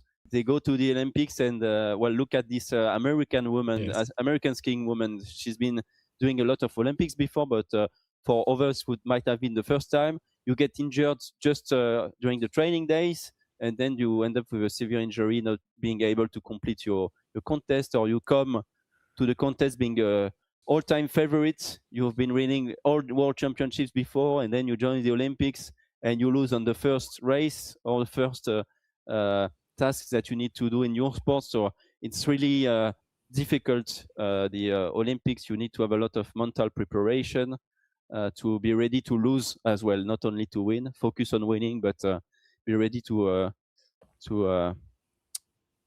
lose and to take over those feelings. Yes. That might be difficult to support. I think that's right. But it's all fine. It's very, very suspense final now. On the final 20 kilometers, we see another little split here of Nico, a little bit of different decision to go straight. That's what I wanted to say. When is the point to leave towards the next turn point? So that's the decision that needs to be taken right now. And Nico knows he's lower. He couldn't get closer to the others. Just fly the straight line and see if it's working out or not. Yeah, he couldn't get something better. He couldn't get enough altitude to fly as fast as the others, and he knows he's not on the podium, so he needs to try something else to be on the podium. At the end of the day, probably less than 10 minutes to go before we have a new world champion, and then we'll have hopefully some interviews with the podium. We'll be in the studio with them to ask questions. Yes, exactly. Jeroen trying for the different route now as well, going slightly to the right. But I think everybody else or the first group is already on final glide right now. We can see Victor Lima Zulu in front, closely followed by Sean Churchill and David Redman right here. This will be a race towards the finish line. And Sean is slightly higher, so he might be able to overtake Victor Lima Zulu, but we will see at the very end. We have one more turn, one more left turn, and then we are getting close to the finish line. Yes. Oh, that will be very, very close. That will be close between Sean and Maciej. Maciej has decided to attack as well early before reaching the flatlands.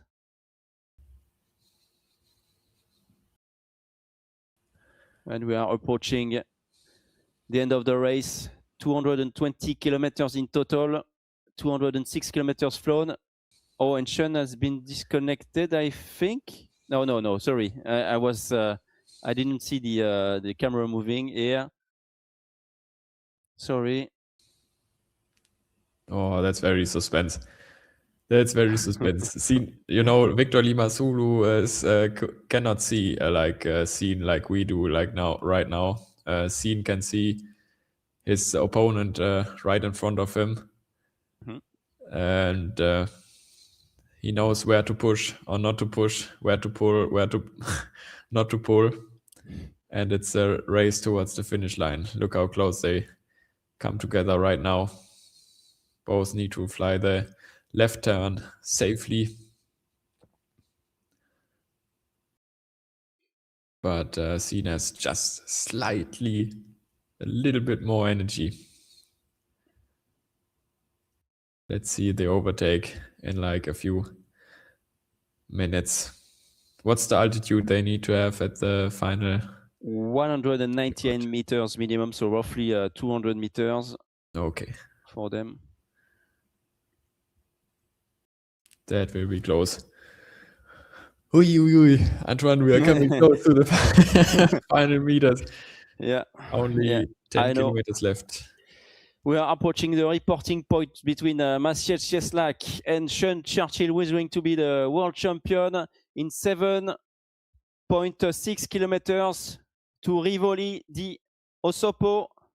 And the pilots are pushing. Sean is really pushing from below now.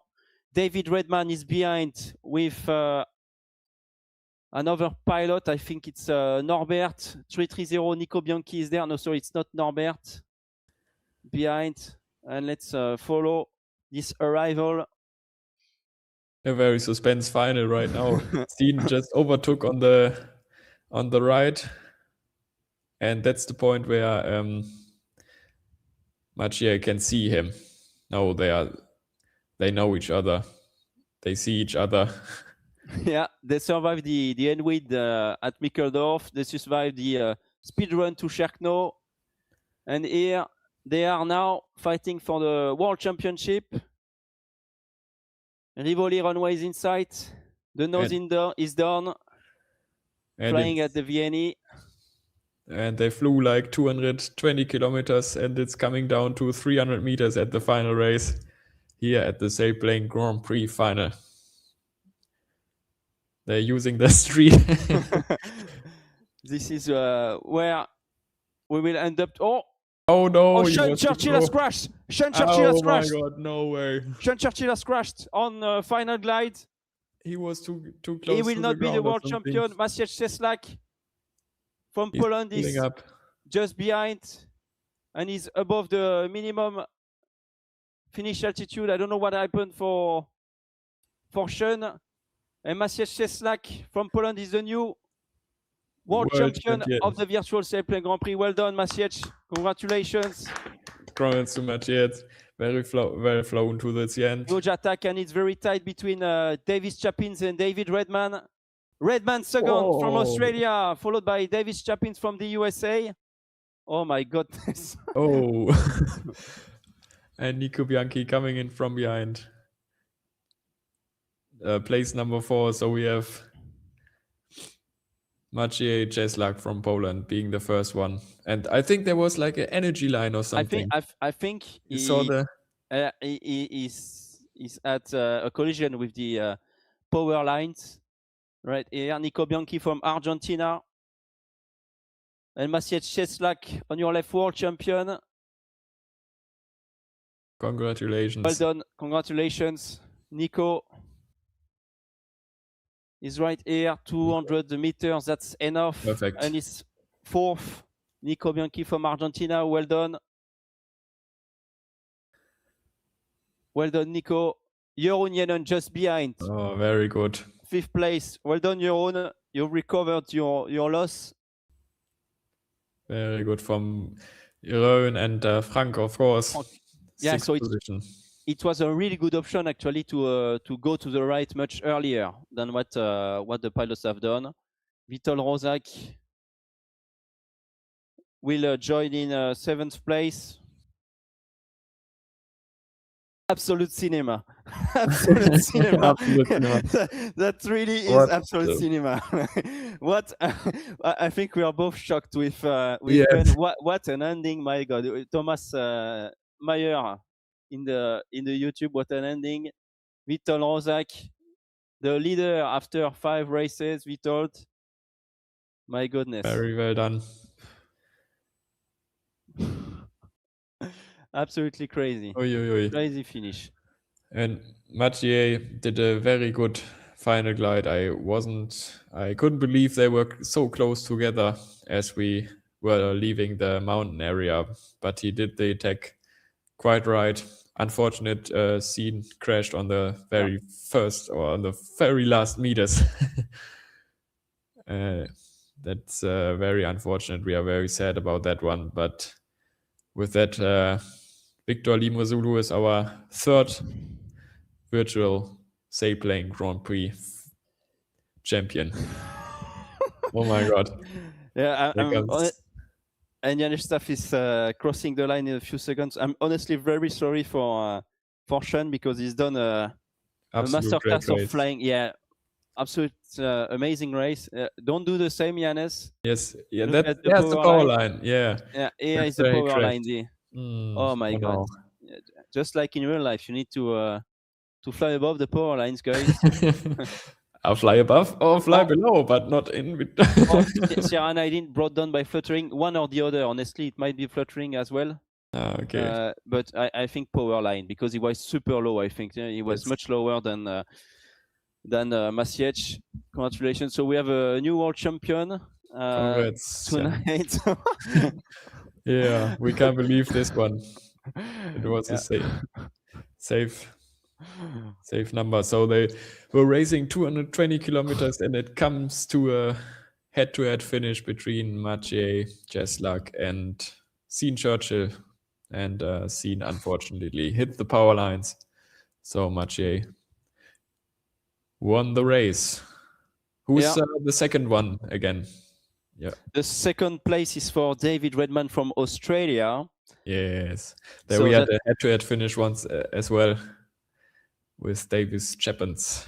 Yeah, Davis Chapins from the US, and Nico Bianchi on 4th place from Argentina. So we had only 3 pilots from outside of Europe, one from Oceania, another one from North America, another one from South America, and both, all of them are placed in the top 4. So that's an amazing performance, honestly. They raced super well, very good, flying from the pilots. And they are landing now at Rivoli, the Osopo, and we are gonna wait a few minutes to be with Maciej and the other pilots at the interview and ask them a few questions. I think he won't believe what he's seen, Maciej. He won't believe it. Norbert landing right now in a GS3. Yes, congrats to Norbert as well. He did a good race, recovering at the very back. It's important to not give up in glider racing. That's something to say for all the other pilots as well. You never give up until the finish line, because you can see what happened. It was I believe everybody hit the power line, so I don't know. Norbert Kiss was the winner at the end, and you can see some things like this in a lot of Condor races where everybody believes, oh, that's a safe space to go, but at the end the pilot at the 10th position is the winner at the end. Yeah, that's always the thing with gliding. You never know what will happen next. And honestly, we were not expecting this at all. Like we didn't make the arrival to have safety issues or whatever for the pilots. It was supposed to be really straightforward. So it's really not easy to see a crash like this at the very last minute, but that's, as one of you said, absolute cinema. Absolute cinema. The meme is out. We're gonna put the meme, honestly. I cannot believe it. It's really crazy. Really crazy. Yes. Let's see if we can get the pilots. I'm going to check on Discord if they are joining the interviews. Yeah, and we had a very interesting task today. So we flew 220 kilometers across Slovenia, we flew across Italy, we flew across Austria, and at the end we ended here at the flatlands in Italy.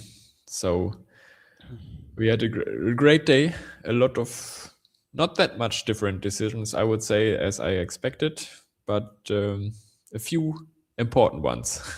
Oh yeah, yes. A few important decisions. Honestly, it was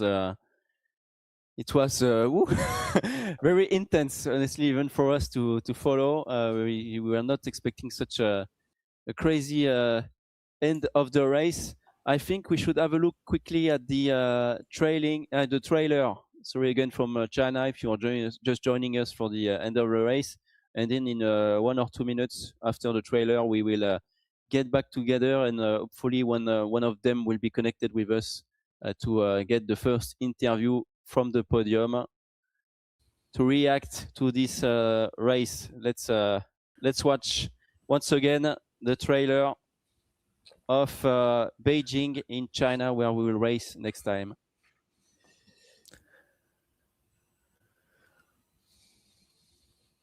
Coming up in a second for you, Beijing, because we are setting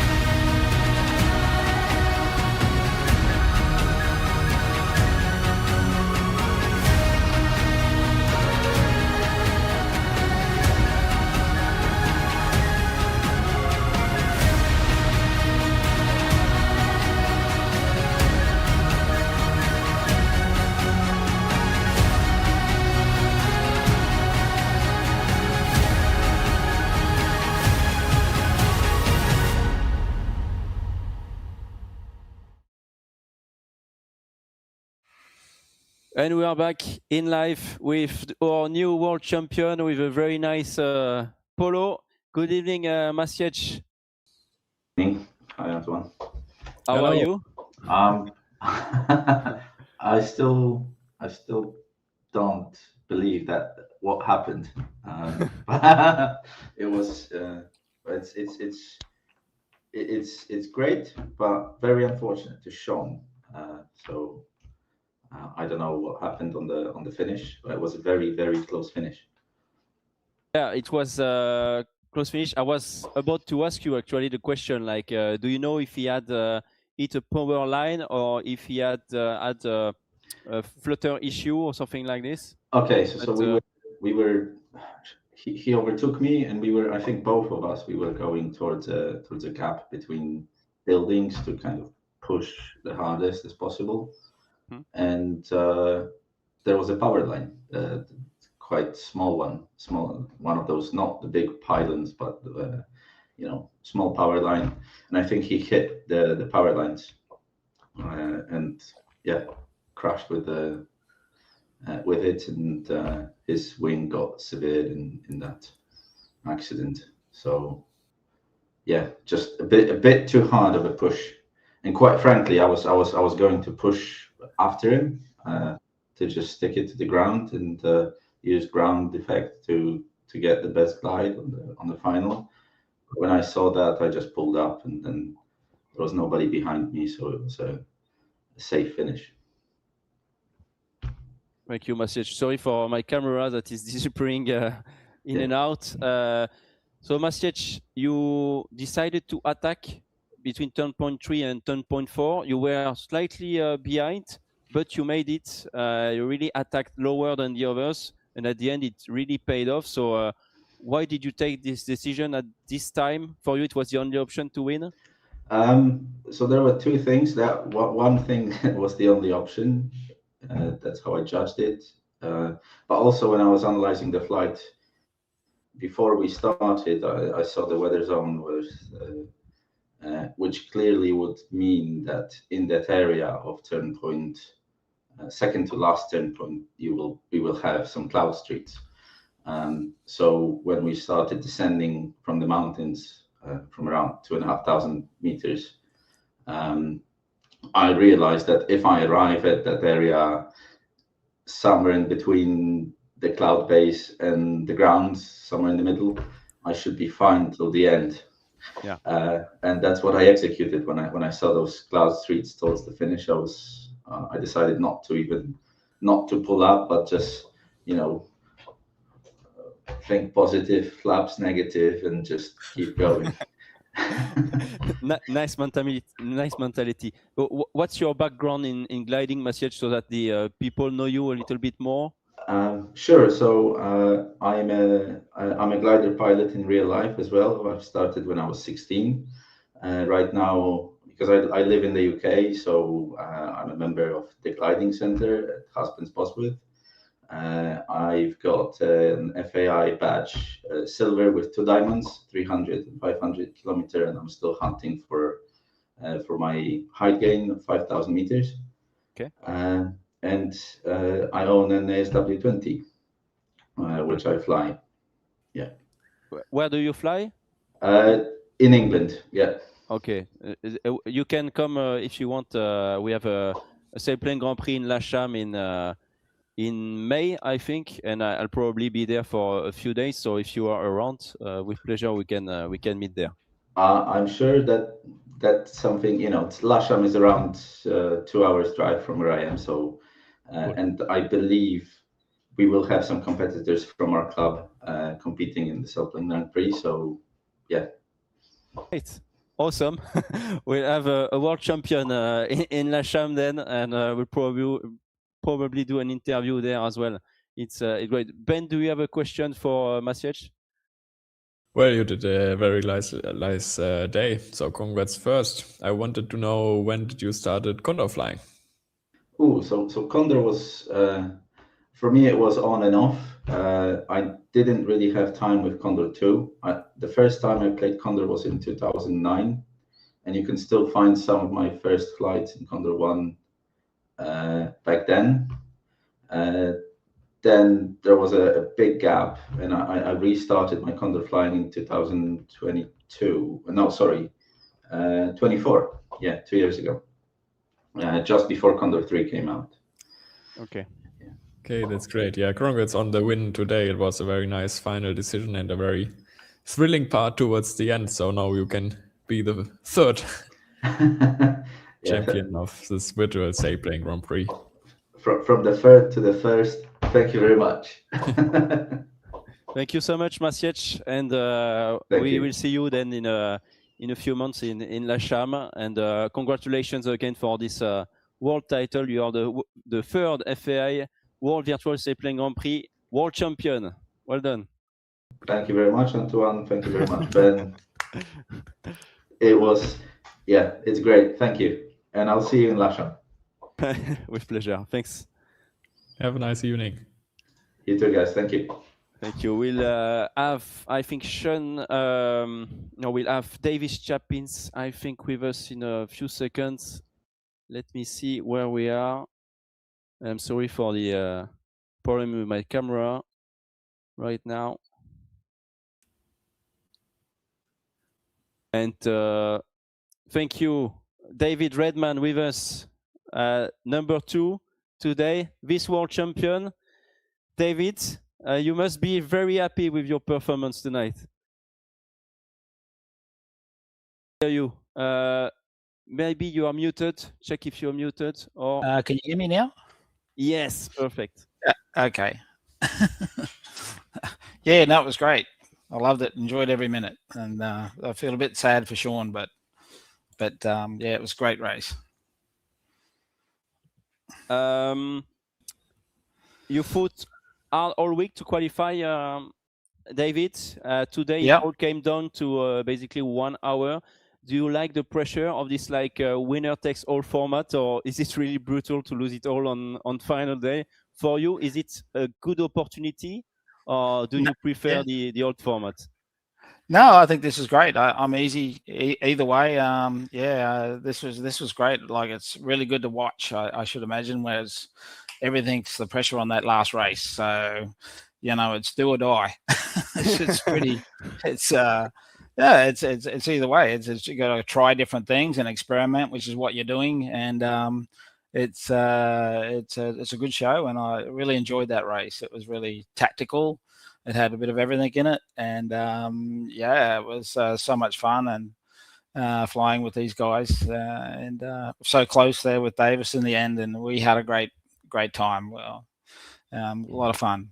I think all the OC people are very proud of you, very happy for you as well. And thanks. Thanks a lot as well for joining us, because those races are late in Europe, but they are very early for you. What time was that for you during those races? Well, I got up at 3:30 this morning, and then looked at the briefing about 4 a.m. and now it's about 7:15, and nearly time for breakfast. Time for coffee and breakfast. Yeah. But that's okay. It's part of it, and I enjoy it. It's really good just to do that and fly with you guys, and really enjoy it. And Ben, do you have a question for Dave in particular? You know him for some years, I think. Yeah, David, congrats on your flight today. Ben. Very well done. Yeah, nice to see you here once again. Yeah, you're not on there, Ben, but you should be. We like to have you out there as well. Oh, thank you very much. Yeah, I like flying with you guys as well, but time is rare, Yeah. And how do you feel about your sleep once again the next morning? It's okay. You recover eventually. It's all good. Yes, that's fine. And what about, I wanted to ask, the decision to go to Bovec again? I think it came from you, like going from the second turn point the way back towards Bovec. What do you thought at this point of the race? I was just watching the clouds and what was working, and it looked to be good that way. And I thought, well, you got to take a few chances. But I just thought the clouds lined up on those ridges, and I thought, no, it's just you just get that feeling, you know. You just go that you see and you go. And You know. did you see Son Churchill moving over to the north Yeah. at the lake part? Yeah. What do Yeah. you thought No, there? I wasn't worried. I was sticking to my plan, and I seen him move that way, and I thought, oh, that's okay. That could be good, but mine could be better. So you just Very gotta good. try things, you know. And I thought either way it was okay, you know. So, but I was happy with the way we went, and it looked good. And as it turns out, it was pretty good in the end. So it's good. But no, it's great. It was great flying. I just totally enjoy it. Great, Can't get yeah. enough. We enjoyed it as well. That was very fun today. Yeah, absolutely. So Same question for you, David. For Yeah. our viewers, can you tell us more about your background in gliding? When did you started flying Condor? And yeah, basically, do you fly in real life? I started Condor. Well, gee, it'd been nearly 20 years now, thereabouts. So because I used to do fly hang gliding before that, never flew sailplanes as such, but yeah, I was hang gliding for 10 years around Australia and overseas. So yeah, that was a lot of fun. But since then, when like 20 years ago, life gets in the way a little bit, and started a family, you know, and you know, all these things, and raise the kids. It haven't always got the time to go and do these other fun things, you know. So, and that kept you pretty busy with, you know, house renovations and all that stuff, the usual stuff, you know. And so Condor is a way of, you know, fulfilling that desire to keep flying for me anyway, and it does that, and it's really good. Enjoy it. Awesome. Do you live in Western or Eastern Australia, Dave? Eastern Australia, and up near Brisbane. Everyone probably knows Brisbane in Queensland. It's quite nice weather here at the moment. We went to the beach yesterday. It was really enjoyable. Probably pretty cold over there where you are, but yeah, it's summertime in Australia for sure. I was about to make some advertising for the Sailplane Grand Prix in Beverly 2027, February 2027, but it's on the other side of Australia, so I don't know if you'll be there. But I shouldn't be there. I don't think I'm gonna be there and I'll be there to join you, so or to meet. So. That's okay. Yeah, no, that's no worries. You never know. You know, it's you never know. Time. Yeah, you never know. Yeah, it's yeah. No, that'd be good anyway if that could happen. Well, thank you so much, David. Well done once again.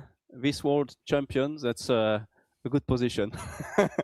No, I'm very happy with that. Very, very pleased. Yeah, I did the best I could, and then Davis could have went either way there at the end between Davis and myself. So, and we're both fine either way. It was just fun. I was just so glad we didn't bump into each other. Oh, that's so much fun. It was worth it to wake up this early and now time to enjoy the breakfast, the coffee, get some rest, and have a wonderful day, David. Okay, thank you. Beauty, thanks. Bye-bye. See you, goodbye. Thanks. Very great to see the pilots all around the world. That's so crazy, isn't it? Yeah, exactly. That's super nice when you do the interviews like this. It's really awesome. Really awesome. So cool. Do we have Davis Chapins with us from the USA? Not yet. Let's see if he's able to get connected or not. He said he's in, and yeah, I have information from Sean Churchill. He said that he did eat the crappy power lines, and he said congratulations to Masiej, world champion, and everyone is saying yeah, congrats. Sorry for Sean. Amazing days, amazing pilots. Thanks all. Thanks to the pilots for their kind words. Is Sean with us? David, sorry. Is Davis Chapins with us? Still not. Davis, if you're around, if you can hear us, please connect again. He said stream ID is already in this. Okay. how to say that? If he's not ready yet, maybe we can have a look at the 2D view once again, if that's possible. Yes, let's do that quickly. So we can have a look at the lines once again, where the pilots flew this day. Okay. Davis is right here apparently with us. Let's. Hello, that sounds great. We can hear you so far, but no camera for now. Camera is coming. Wait a second. Well, we have you here. Fun. It's good to see you, Davis. Hey, great. Welcome in the studio with Ben and I. It's great to have you. Congratulations for this podium. It's a great way to end this series.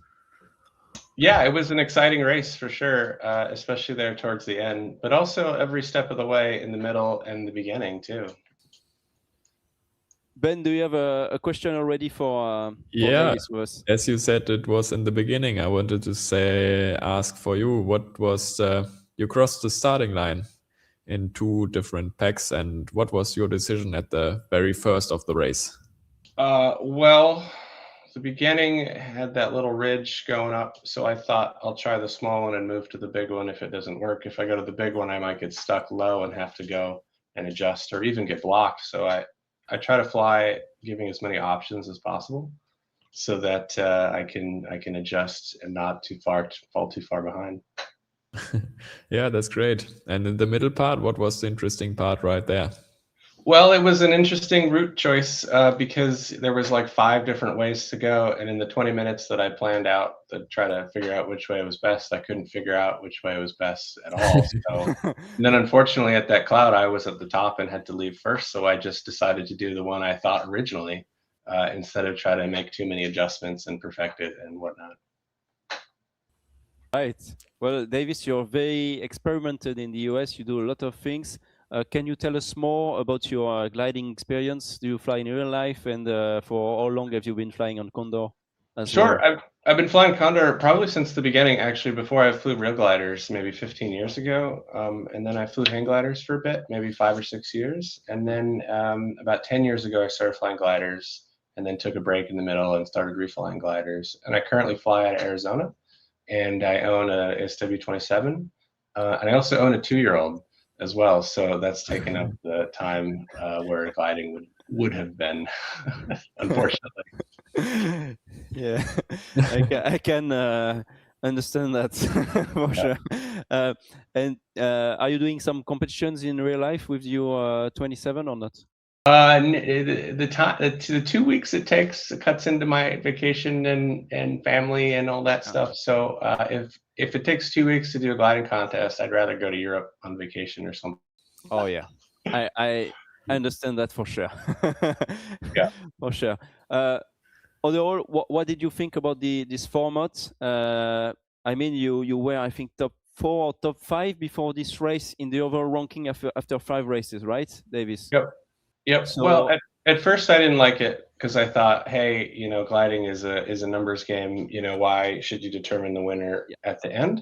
Yeah. But as I thought more about it, I think it's more exciting. It's pretty cool because you go up into the end and you say, any of these people could win because so make the decisions that you would to win this race, and then you win.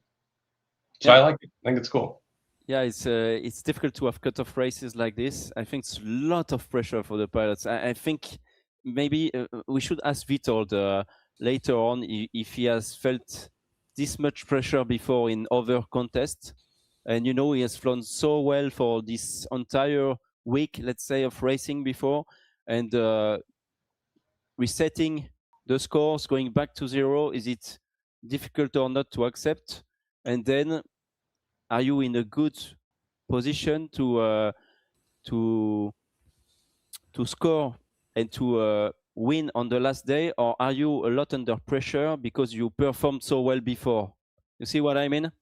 And it's kind of like the 100-meter dash at the Olympics. It doesn't matter on the qualifying rounds where you placed or your cumulative score. If you win the last race, you win the gold medal. So I think that's pretty cool. And you can really only do that with Condor because in real life there's too much variability that could affect all that going in. But I think it's a neat format. I like it. Cool. Well, thank you very much, Davis. What time is it for you right now? It's 2:30 in the afternoon, so right in the middle of the day. That's cool for you. That was cool. Yep. Perfect. Great. Well, thank you so much for having joined us, Davis. Congratulations again, and we'll talk to you soon for sure for other projects. Thank you. Well done again. See Goodbye. you.